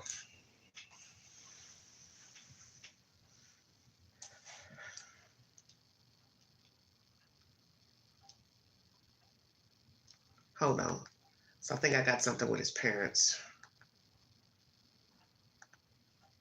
Well.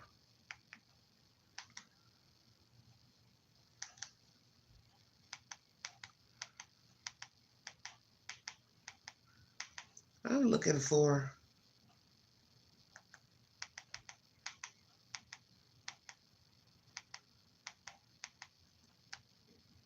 I don't know why.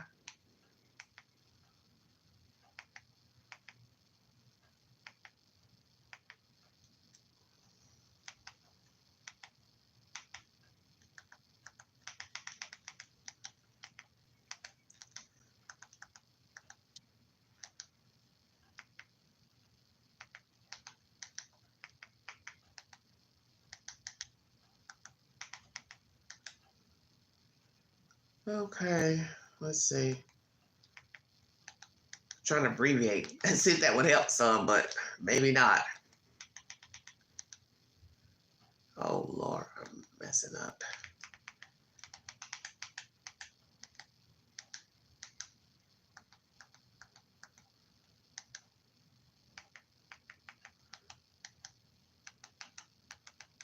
It's not bringing me nothing.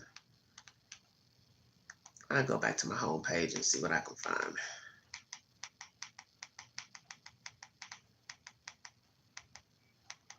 Very strange. Oh, Lordy, Lordy, Lordy, Lordy, Lordy. Everything with what I'm looking for.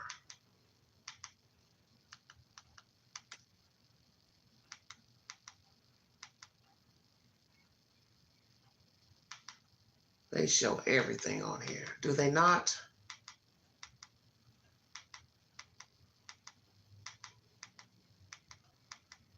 I don't understand why nothing's coming up with him on here. Strange.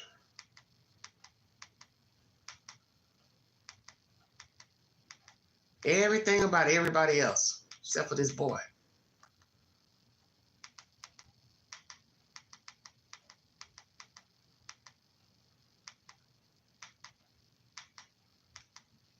I don't get it. Why there's nothing coming up in the search under the home screen. Oh, Lord. This is ridiculous. Sorry about this. You always I like to have my things already in the queue before I go live, but I wasn't planning on talking about this kid today.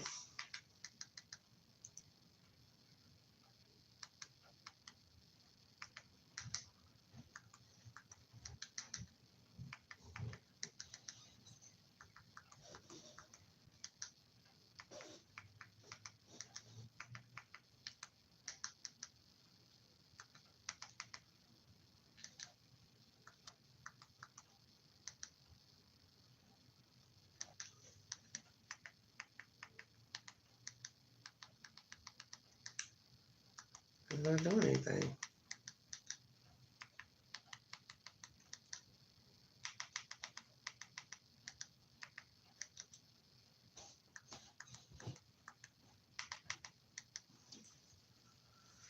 Okay, 8 days ago, 10 days ago, 11 days, 1 day. Let's see what the parents have to say. Hold on, everybody.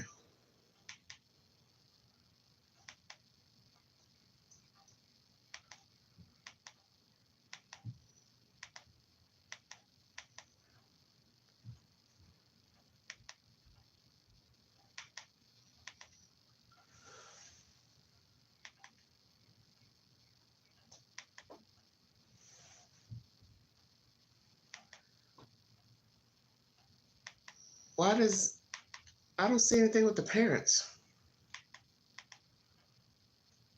This is weird.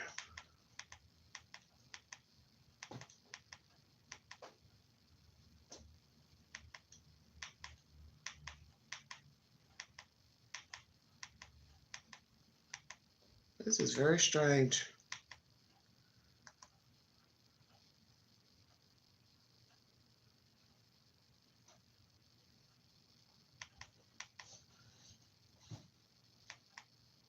I'm trying to see where his parents are.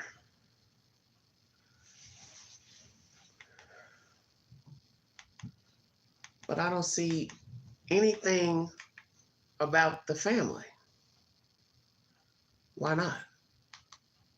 Why is there no videos?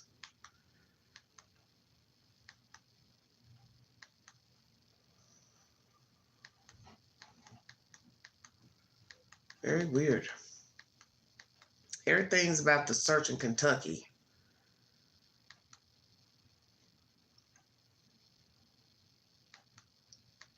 Sorry about this, everybody. Things come up easier in the phone for some reason, but not on my TV. I'm just trying to understand. Let me see if I can put parents up there.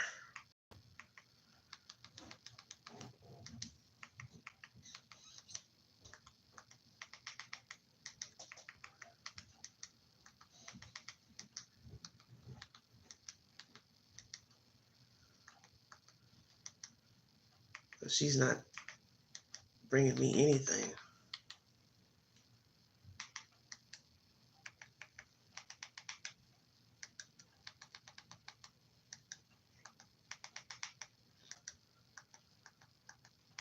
I don't know why the parents' videos don't come up. Why should I have to search for it? It's weird.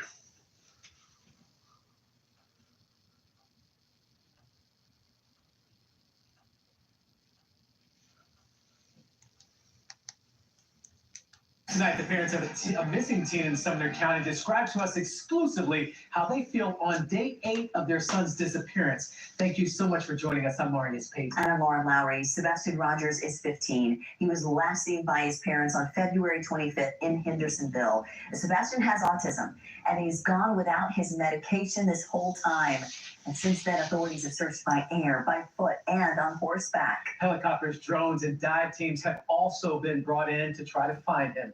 Today, his parents spoke exclusively to our Holly Thompson. She's live tonight in Sumner County. Holly, I imagine it was quite an emotional interview.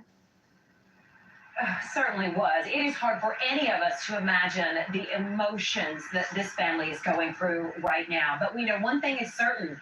They remain positive. They are holding on to hope that their son Sebastian will return home safely. Can you walk us through what you're thinking right now? I just want my baby to be okay. I don't know where he's at. Mom Katie broke down several times in our interview, but says her hope is strong that her son Sebastian will be found safe and return home. He's gonna walk through that door, and the street will be flooded again with family and relatives all waiting to hug him, love him. And Stepdad Chris says it's been an emotional roller coaster that all started Sunday night, February 25th. Pretty normal. He was playing in his room. When I told him to go to bed, he did. He said, "Good night, Mom. I love you." Katie says she went to wake up Sebastian around 6 a.m. Monday for school, and he was gone. Within minutes, Katie says she was on the phone with Chris, who was working out of town, and they quickly called 911. He's not a runner. He's never run away before. I don't know why. I don't know why he walked out that door. I mean, he's a good kid. He's not a mischievous child by any means. Katie and Chris say Sebastian is not on social media. While he loves to play Minecraft, they tell me he does not have any online capabilities. I asked if there was any reason he might want to leave. We've been coming over that day and even the weeks before he left, and I haven't been able to figure it out. He's that morning he was laughing, he was joking. It's as if Sebastian vanished. No sign of him on any video throughout the community. Thousands of miles logged by law, canines, helicopters, even dive teams, and no sign of him. Chris and Katie tell me they've been harassed, people pointing fingers at them. You're not in this situation. You don't quite understand. I wish people would step back, take a different wide open view, and not assume what they know. It's just better to stick to the facts. Are you both in the clear? I can tell you that Mom, myself, and the father have worked very fully and cooperatively with all agencies across the board. We have anything that they've wanted, we have provided. What do you want to say to Sebastian? What do you want him to hear from you right now? That we love you so much, and we want you to come home, and you're not in trouble. Now, Katie did tell me that even though Sebastian does have autism, he is a smart teenager. He is highly functional. They say if you see him, say his name, say Sebastian, and he'll respond. He'll at least acknowledge you. And I can tell you, this is my home. This is my community. And the people here are strong. They say they will continue to search. They will continue to hope and continue to pray for Sebastian's safe return. And by the way, you can watch my full exclusive interview with Sebastian's parents on our WSMV4 app. Live here in Hendersonville. Well, let's go back to what she was describing about him. Katie said she went to wake up Sebastian around 6 a.m. Monday for school, and he was gone. Within minutes, Katie says she was on the phone with Chris, who was working out of town, and they quickly called 911. So let's stop right there. 6 a.m. she goes to wake up the child. He was not there. She then calls the father, the stepfather, who's working out of town. So question number 2 is, where does he work out of town, and when did he leave for out of town? So what day was this that the child was allegedly missing at 6 a.m.? Was this a Monday, a Tuesday? What day? Friday? What? What are we talking about? And he's not a runner. He's never run away before. I don't know why. He's not a runner, never run away before. Is that true? Does he have any other friends, associates? Did he feel unsafe at the house and he left on his own? What's the truth? No videos of the child in the neighborhood. So now you got to ask the ultimate question, well, how did he get to school? Because this was like a rural area. Everybody that's filming the news is filming it off this 2-lane street. Now, I don't know if there's a problem with them filming in the neighborhood, that people don't want the cameras there. I don't know what the hell's going on with that, but I find that interesting. Everything is 2-lane road filming this story. So then I got to ask, how far is that road to his house? Is he good with directions? You have to ask all those questions. But if nobody's seen him walking, then when was he actually last at his house? So see, you have to ask all those questions. Did he run away? Somebody's asking about him hooking up with somebody. I'm playing this again to see if she said something about him not being able to navigate on apps or something. You have to ask all those questions. Because how is he going to hook up with somebody he can't talk? All he could do is type. Can he type? Gotta ask those questions. Does he know how to type a full sentence to explain himself thoroughly if he wanted to meet with somebody? And at some point, people like to video chat. So I don't know if somebody will come pick up a person that can't talk. Not saying we got crazy people out here, sick people, but he would have to tell them, I'm nonverbal, I can't talk. Or would he know how to say that? So you got to ask all those questions if you want to say he met with somebody. Katie and Chris say Sebastian is not on social media. While he loves to play Minecraft, they tell me he does not have any online capabilities. Okay. I asked if there was any reason he See, might she just not said he doesn't have online capabilities. He's a good kid. He's not a mischievous child by any means. Katie and Chris say Not Sebastian mischievous. is not on social media. While he loves to play Minecraft, they tell me he does not have any online capabilities. No online capabilities. So we are to believe this version. That's going to scratch going on the apps like WhatsApp, Facebook, IG, date sites. He plays video games only.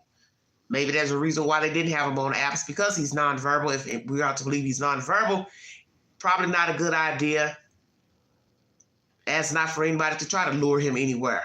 Just saying. So is everything stopping at the house? Where did he go to school? How far is the school from the house? Did he walk? Get in a car? How far is his house to the main road, a main highway? You have to ask all those questions. If he walked on his own, did he cut through the yards where he couldn't be seen on cameras? I don't know. It's very strange. Very strange. Once again, we're talking about a child, teenager. What's even worse, if he's nonverbal, can't explain himself thoroughly to someone if he was in need, somebody would have to just say, hey, let's call the police. He can't talk. But are we also talking about foul play? Because you hear the father here saying, you know, don't judge, which is right. We shouldn't judge prematurely to say, oh, the mother did it, the father did it, blah, blah, blah, until we get more information. Because people have been wrongfully accused of crimes and they didn't have anything to do with it. But what it was leery is when I heard they were at the landfill. Because I already know what time of day it is when they go to the landfill. I've already covered 2 stories on my short time here on YouTube, and each story led to the landfill. A baby was found. So that's all I'm going to say. Camille McKinney, they got information about a landfill because the cohort told that's where she was dumped. She was dumped in a garbage can, which went to the landfill. Quentin Simon, mother seen dumping the child in the garbage can, go to the landfill, find the baby. So now we have a case here in Kentucky of an older, bigger child, and they're at the landfill. My instincts tell me there's a reason you are looking through garbage cans. There's a reason you would go to the landfill. You may not have found anything because it's hard and tedious work looking in a landfill, okay? Now imagine looking for a toddler in a landfill under 2 years of age. That's scary as hell.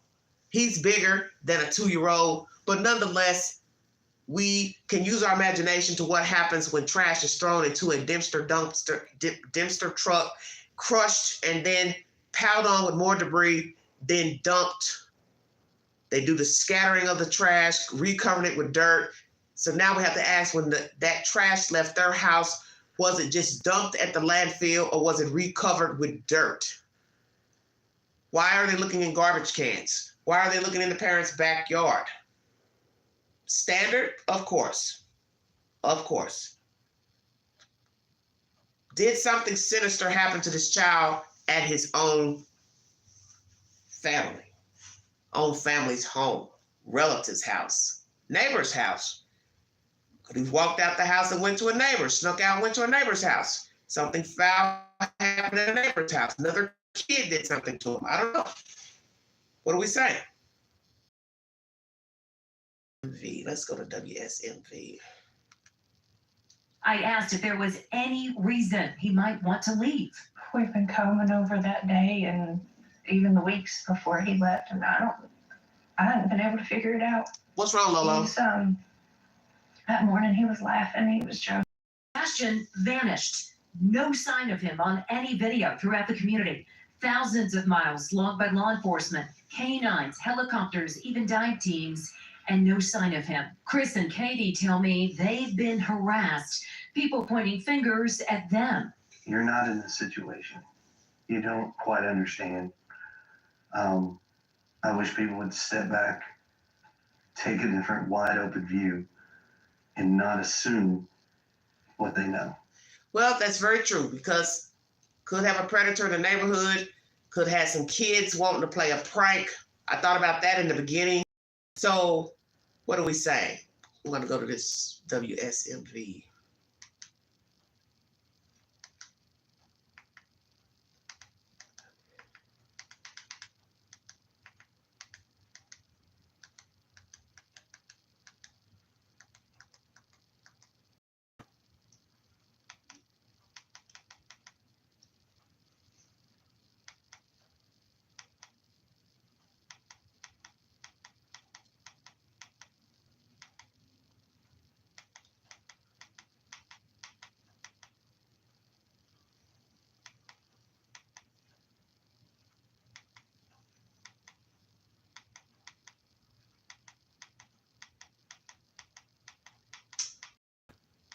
Hope it's not foul play, but he's got to eat. Got to have water, something to drink. Obvious. We're going back 2 months ago.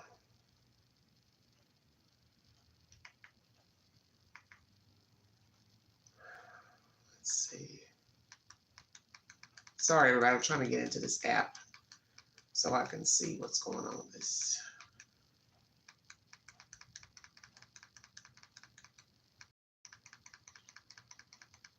I'm trying to find a whole interview.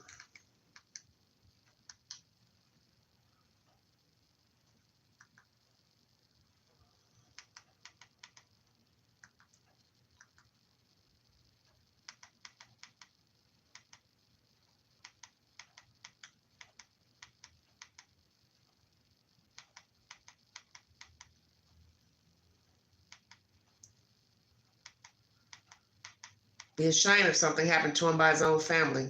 But we have learned in these cases that children are unalived by their caretakers. That's not a myth.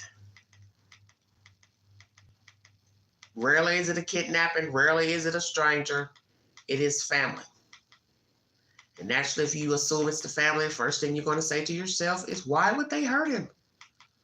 They said he was not, I guess, what you would consider an unruly child. You heard the stepfather say that. Mischievous was the word he used, excuse me. So if he wasn't the type to get into things and, you know, make a mess of things, or, you know, he wasn't combative, I'm trying to find this whole interview she said she did. I'm about to have to go back several weeks.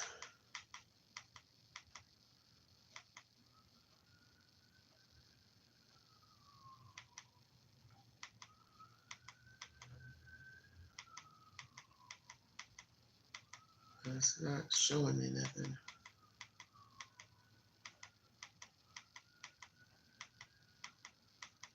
Well, what do you all think?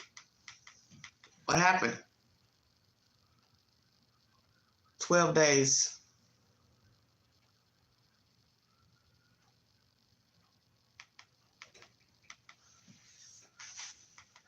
Trying to go back a little ways so I can see the full interview of the kid. She said 12 days missing, so it should be coming up here shortly.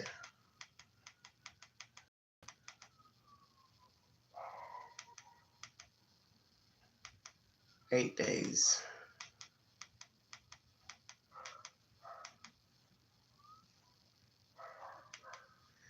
Big community. A lot of people searched. Drones. What is the truth? Oh my goodness, that looks like one of our newscasters has moved to Nashville. This pretty girl, she used to work for one of the Knoxville radio TV stations, WVLT if I'm not mistaken.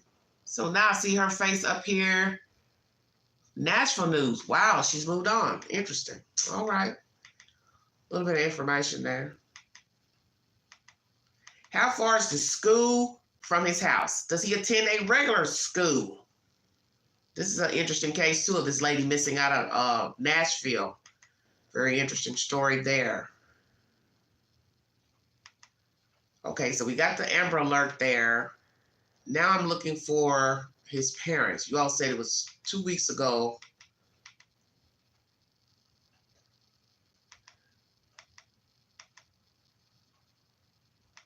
Did he attend a regular high school, number one? Or was it an alternative type school for autistic children? Oh, I can't believe she's moved to Nashville. Wow, wow, wow.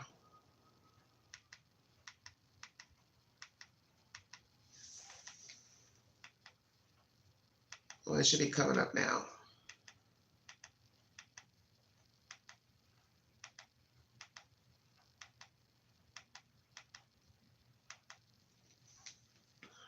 "10 days ago." Where's the interview with the parents?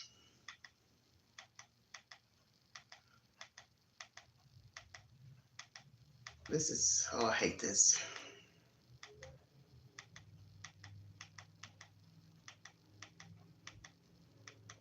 Sorry, you guys, I'm just trying to go through.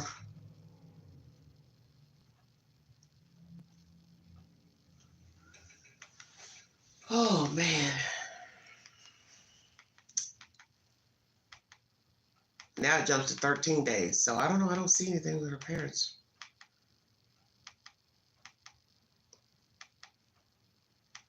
You said 12 days ago. I'm already at 13 days. I don't see anything.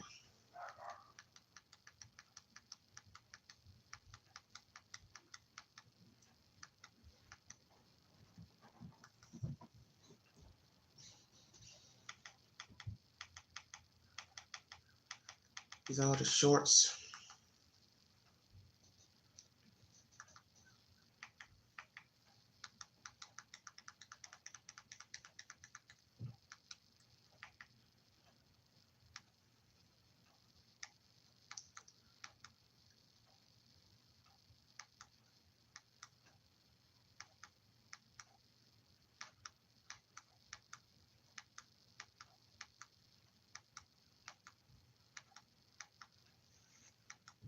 I'll just have to put their name in there. That's the only way that's going to work.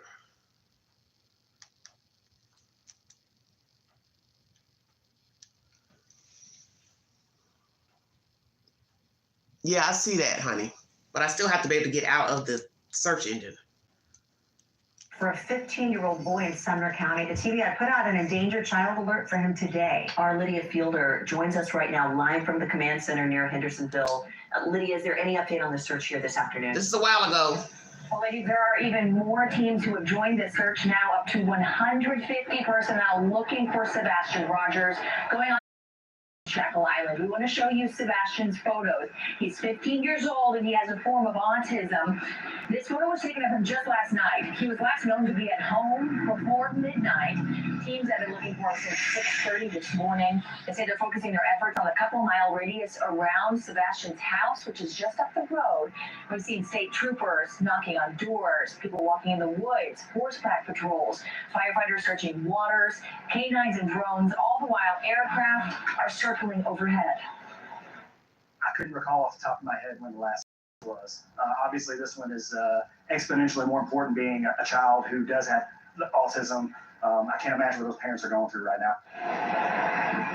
The Sumner County Chief Deputy who you just heard from there says Sebastian loves water and he loves to hide in small spaces. Sebastian is 5'5" and they say he's likely wearing all black. Now, many people tonight are asking how they can help. The Chief Deputy says as of now there is no public search party, but he does ask anyone who lives in the area to check their Ring doorbell cameras. If they see anything on there, to call Sumner County. Tracy. Oh, it's so heart-wrenching to see everyone out there just trying to do whatever they can. Thank you, Lydia. Okay, so the interesting thing about this story is that he likes to hide in small spaces and likes water. Could he have drifted into someone's swimming pool, hid? I did see somebody put that in the chat, said, did he get stuck? And I was wondering why somebody made that. I think it was on somebody's channel video. Maybe he hid in something and got stuck. Could be. I don't know. I have no idea. Could he have gotten stuck inside of something? Small space, couldn't get out. Anything is possible. Most definitely. But now you got to ask, he was out the night before, so did he make it home? Because everybody's looking at cameras, this and that. You now have to ask yourself, did he even make it home from wherever he went out the night before, day before? I don't know.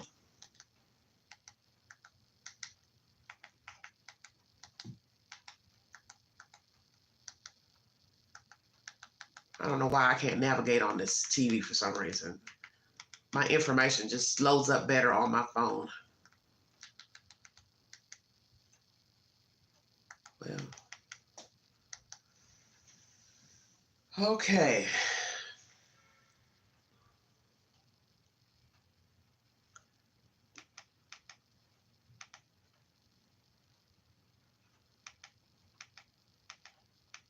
I don't see it.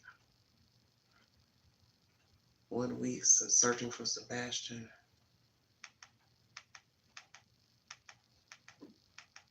Because a lady said I did a whole interview. That's what I was looking for, the entire interview. Well,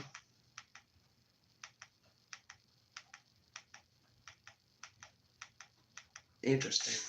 There's nothing in here. I don't know. What's the problem?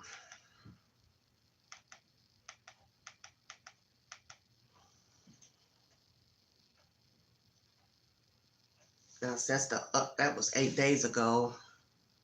Let's see if there's something in here with the parents. Nothing. This is strange. Why I don't have anything with the parents coming up? Oh, Lordy. I don't know what to do. Well, we know that if it's foul play, what somebody says doesn't really matter. That's just usually how it goes. Because you're talking about before, and now you're saying you went to bed at 9, so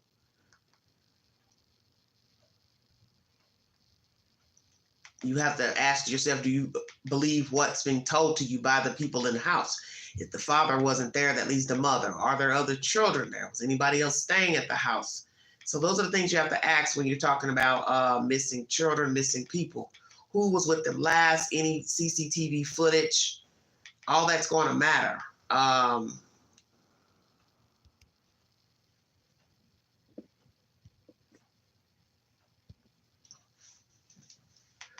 If he was at a store, blah, blah, blah, I don't know. I don't know. Sorry about that. Did he even make it home? So see, who's to say he didn't get dropped off somewhere? I don't know. First at 4, breaking news. The search for a missing 15-year-old from Tennessee has led investigators to a Hopkins County landfill. It's a story we first broke on 44 News at noon. 15-year-old Sebastian Rogers disappeared from his Hendersonville home nearly 2 weeks ago. Today, investigators began searching a Hopkins County landfill where trash from that teen's neighborhood is dumped weekly.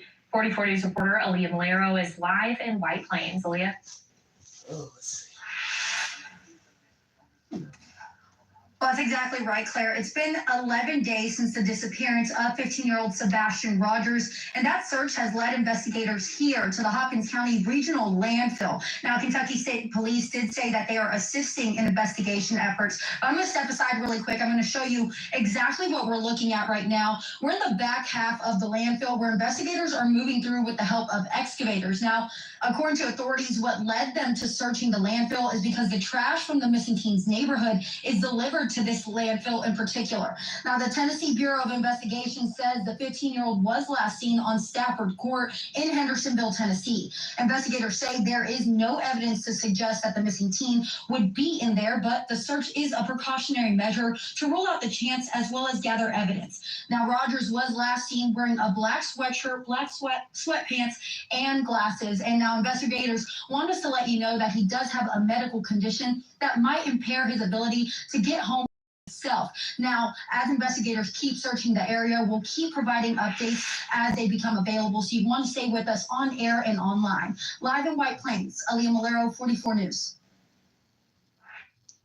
All right. Let me go into my computer because I can't get anything up of that for some reason. I don't know why. Nothing is playing. Very strange.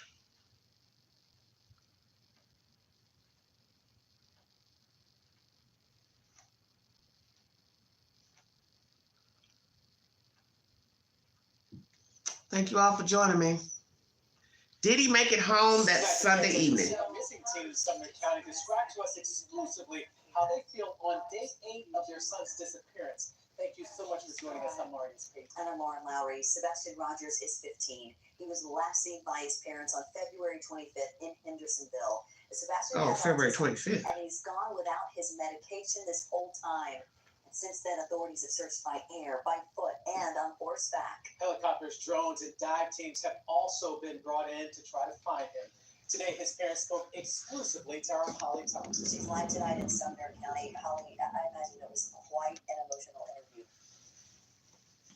Certainly was. It is hard for any of us to imagine the emotions that this family is going through right now. But we know one thing is certain.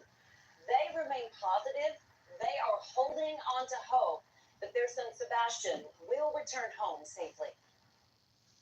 Can you walk us through what you're thinking right now? I just want my baby to be okay. I don't know where he's at. Mom Katie broke down several times in our interview, but says her hope is strong that her son Sebastian will be found safe and return home. He's gonna walk through that door, and the street will be flooded again with family and relatives all waiting to hug him, love him. Stepdad Chris says it's been an emotional roller coaster that all started Sunday night, February 25th. Pretty normal. He was playing in his room. When I told him to go to bed. Let me hear that again. She said. How would you describe what Katie says? She went to wake up Sebastian around 6 a.m. Monday for school, and he was gone. Within minutes, Sorry about that. She was on the phone with Chris, who was working out of town, and they quickly called 911. He's not a runner. He's never run away We're before. on a constant roller coaster ride of helpless and hopeless, and many other I don't know why. emotions all in one, and it's a never-ending roller coaster. It I don't doesn't know why. stop. He walked out the door. It won't stop until he walks through the door. It's got too many playing. He's not. I don't know. He's not a mischievous child by any means. Katie and Chris say Sebastian is not on social media. While he loves to play Minecraft, they tell me he does not have any online capabilities. I asked if there was any reason he might want to leave. We've been coming over that day and even the weeks before he left, and I haven't been able to figure it out. Okay. And the street will be flooded again with It's as if family Sebastian and relatives all vanished. waiting to No hug sign him, of him on love any him, video and throughout the community. Let me see. They got. Thousands of miles They're long over by law enforcement, overlapping. Sorry about that. helicopters, even dive teams, and no sign of him. Chris and Katie tell me they've been harassed. People pointing fingers at them. You're not in this situation. You don't quite understand. I wish people would step back, take a different wide open view, and not assume. TurboTax now. Let me go back because these articles, I don't know what's going on. They're overlapping the content. Let me try something else because I don't know each other. Well, you know, it's never a good sign when you start giving different information about what they had on, where they were. They gave an address in the last audio, but they didn't say where that was. So I don't know. Because in the end, it's somebody's version. So this is why I don't ever argue what somebody says on TV. It's something I don't do. The news gets it from the police, and they get it from the people in the story. So that's all you have to go on is the version from the people, because he's not here to tell us where he is or what happened to him. So all you have are the people who saw him, CCTV footage, text messages, last time they're online, GPS of their phone. That's all you have. So does he even have a phone? Curious. Does he have a phone? That could have enticed him to go outside. You've got a subscription for streaming movies. Oh my music, God. and What maybe is even going one on? trip a week. Hold on, you guys. I don't know why all these articles are playing at the same time. It's crazy. That morning he was laughing. Sorry about that. Everyone we were around that day agreed that he seemed like he was in a good mood. He was behaving. It made more sense if we'd been fighting. Or you've been in trouble, but he hasn't been in trouble. So, the $1 million question, why did he go? And the other $1 million question is how. What about social media? Is there anything that, anyone he could have contacted? I understand he was somewhat of a gamer, or what was he? There was a video game he loved, right? Minecraft. He loves Minecraft. The game that he has is not online. He has the Switch. We don't, because of how social media can be, he doesn't have accessibility to communicate with folks on internet. So that's what I was curious about. So he can't communicate with anybody online. He's capable of having that kind of responsibility. So, his phone is locked down, his computers, his game. He doesn't have a gamer tag. He doesn't have online capabilities with games. We've combed every electronic. We've cooperated with all the authorities as far as anything they've asked us to provide, we've provided, and still just don't have any answers. Did he have any friends that could have possibly contacted him in some way on his phone? All his friends at school have been questioned to my knowledge, and none of them knew anything. It's a big question mark. He's vanished. Yes, I ma'am. don't know how to figure out where or why. All right. So let's talk too about the relationship involved, because the biological father is very much involved in Sebastian's life as well. Yes, ma'am. Very much. Right? And how would you describe that relationship, the two of them, and before you? It's relatively good. We talk regularly. He talks to his son on a regular basis, sees him on a regular basis. He's involved in school and therapy, and he doesn't have any extracurricular activities, but I can tell you now, if he did, his dad would be in the front row.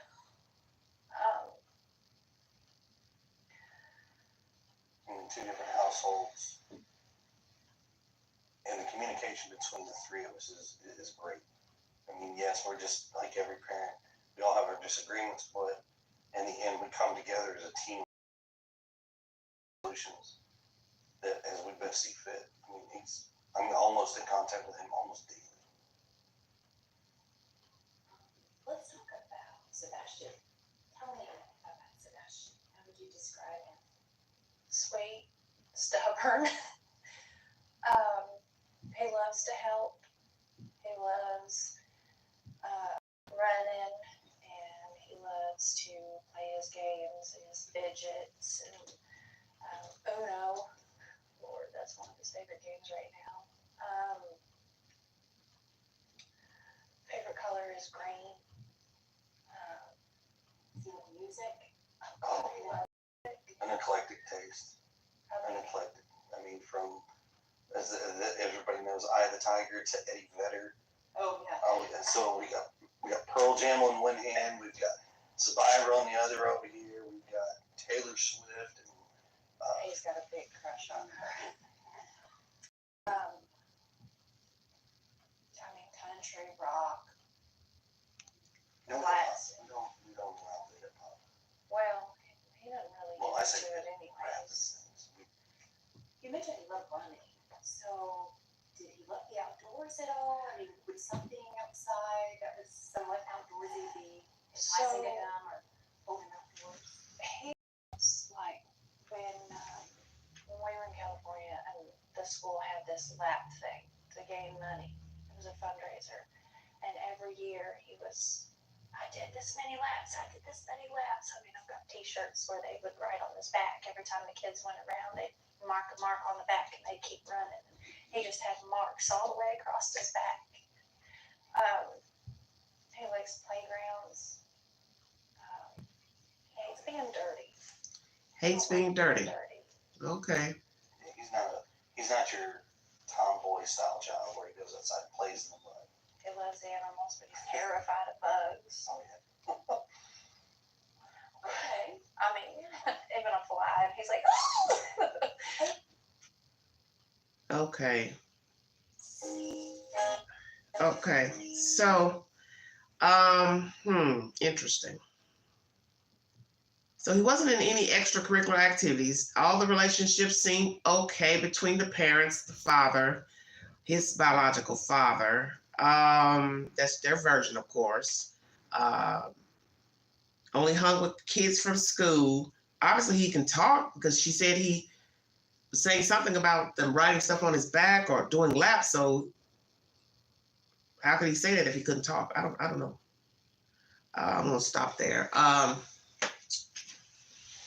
don't know what to say because, as I said before, when it comes to missing people in general, everything's about timing, who they talk to, access to the internet, CCTV footage, who saw them last, if you believe the version from those people, the relationships of the people they were around. So where was he last seen?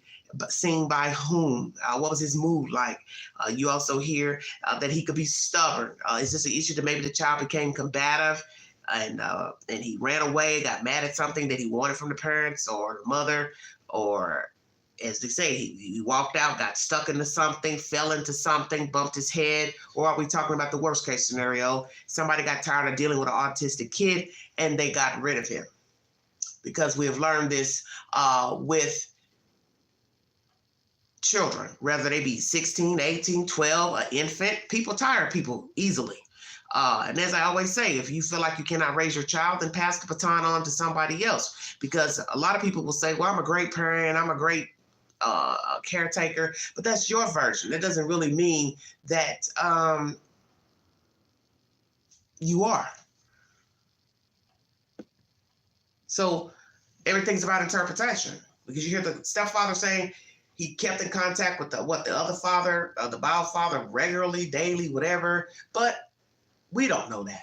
We can only take you at face value. And I'm not here to accuse the parents. I'm not here to accuse the biological father, but we don't know. We just know that the child is missing almost 2 weeks.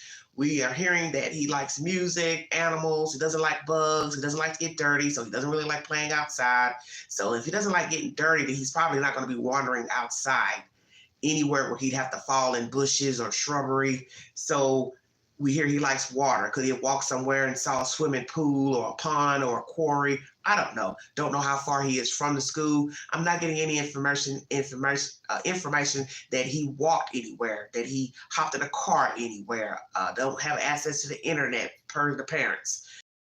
He likes different types of music. So those are the things you got to ask. Is it possible that he did walk out of the house, wander off, wrong person saw him, offered him a ride, snatched him up? What are we saying? Or, as I said, it's the worst case scenario. The child was unalived by the people who live in his house. How many people stay in his house? Are there other children in this house? I did not hear of any other children living in a home. I have not followed this case verbatim from the beginning. I just threw it out here during this live stream to take up some time with my commentary. But when I get an update, I will post it to my community board. I'm praying that he is found safe and that hopefully he is in a safe environment at this location with these parents, because sometimes when we say prayers for children and people to be found, you always have to remember what you're praying for. Are you praying for the safe return? But then what if the environment that they came from isn't safe? So then you can't say, well, I'm praying for he or she to go back to that house. I'm just saying. This is one reason why I rarely say prayers to the family. when it comes to missing children. I will only say prayers to the family if somebody's been in a car accident. You understand what I'm saying? They have people vying for them visually. I just pick and choose when I say prayers to the family, because sometimes you might be sending prayers to the devil. I'm just saying. I don't know these people. I'm praying for their sake. They have nothing to do with the disappearance of this boy child. But as of late, I've brought you a lot of content pertaining to all walks of life that have been severely abused by parents, caretakers. Brought you a case of funeral home directors being fraudulent, dealing with the deceased, storing dead bodies in hearses and houses and sheds and this and that. Brought you a case of a girl who melted into a couch. Her family lived in a nice home, but they allowed their child to be succumb in her own fecal matter. Cases of children missing, later found they were abused by their caretakers, parents, foster parents, adoptive parents. So I don't trust anybody. That's just who I am. I don't know these people from a can of paint. I'm not here to say they hurt this boy. All I'm saying is you have to weigh all the options. Did he run away? Was he lured away? Or did somebody decide that they got tired of dealing with a kid? Because if you don't have any CCTV footage of him walking around the neighborhood, then you got to say, well, then where was he last? And how did he get to that location? So does somebody have a camera of him walking out and getting into a car with his parents, number one, on that Saturday, Sunday? Do you have him returning, getting out of the same car? No CCTV footage of him walking out of the door in the wee hours on a school morning. Stay woke. Because that's where you're going to start to put the pieces together. Him exiting the house, returning back to the house. If there's cameras to show he returned to that house Sunday or whatever, and you don't see him coming out going to school, you don't see him wandering about aimlessly, running, walking, hopping, skipping in the wee hours, the nighttime, then your answer is at his house. And that means somebody has some explaining to do why this child never exited out at any time after returning home. So what time did he return home? Was he in a good mood?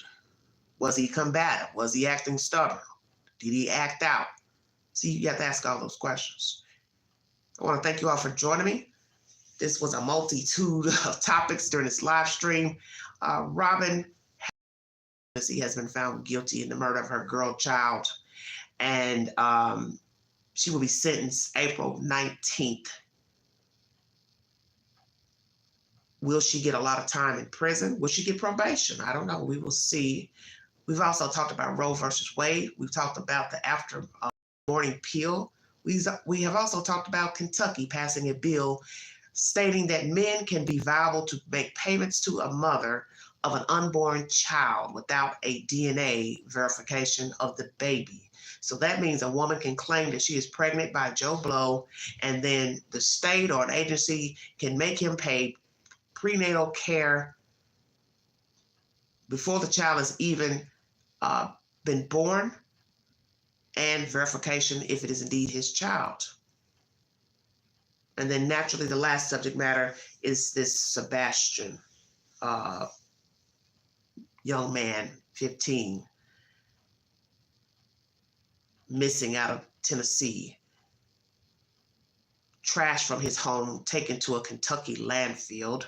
So far, no results have been revealing of any remains of the child. Do not know where he is. But if I get information, I will post it to my community board and may mention it during a live stream. Thank you all so much for joining me. And once again, if you'd like to donate to this great network, $DeGanji 129 Cash App. Stickers and chats are always welcome during the live stream. Okay, that's fine, honey. That's fine. But I don't feel like going in there trying to open all that up on the screen right now. I'll have to get it to where I can play everything consecutively because these articles they're doubling over each other, and I'll just get back to it at a later date. But thank you all so much for joining me. You've been listening to The Vault XL. Thank you all.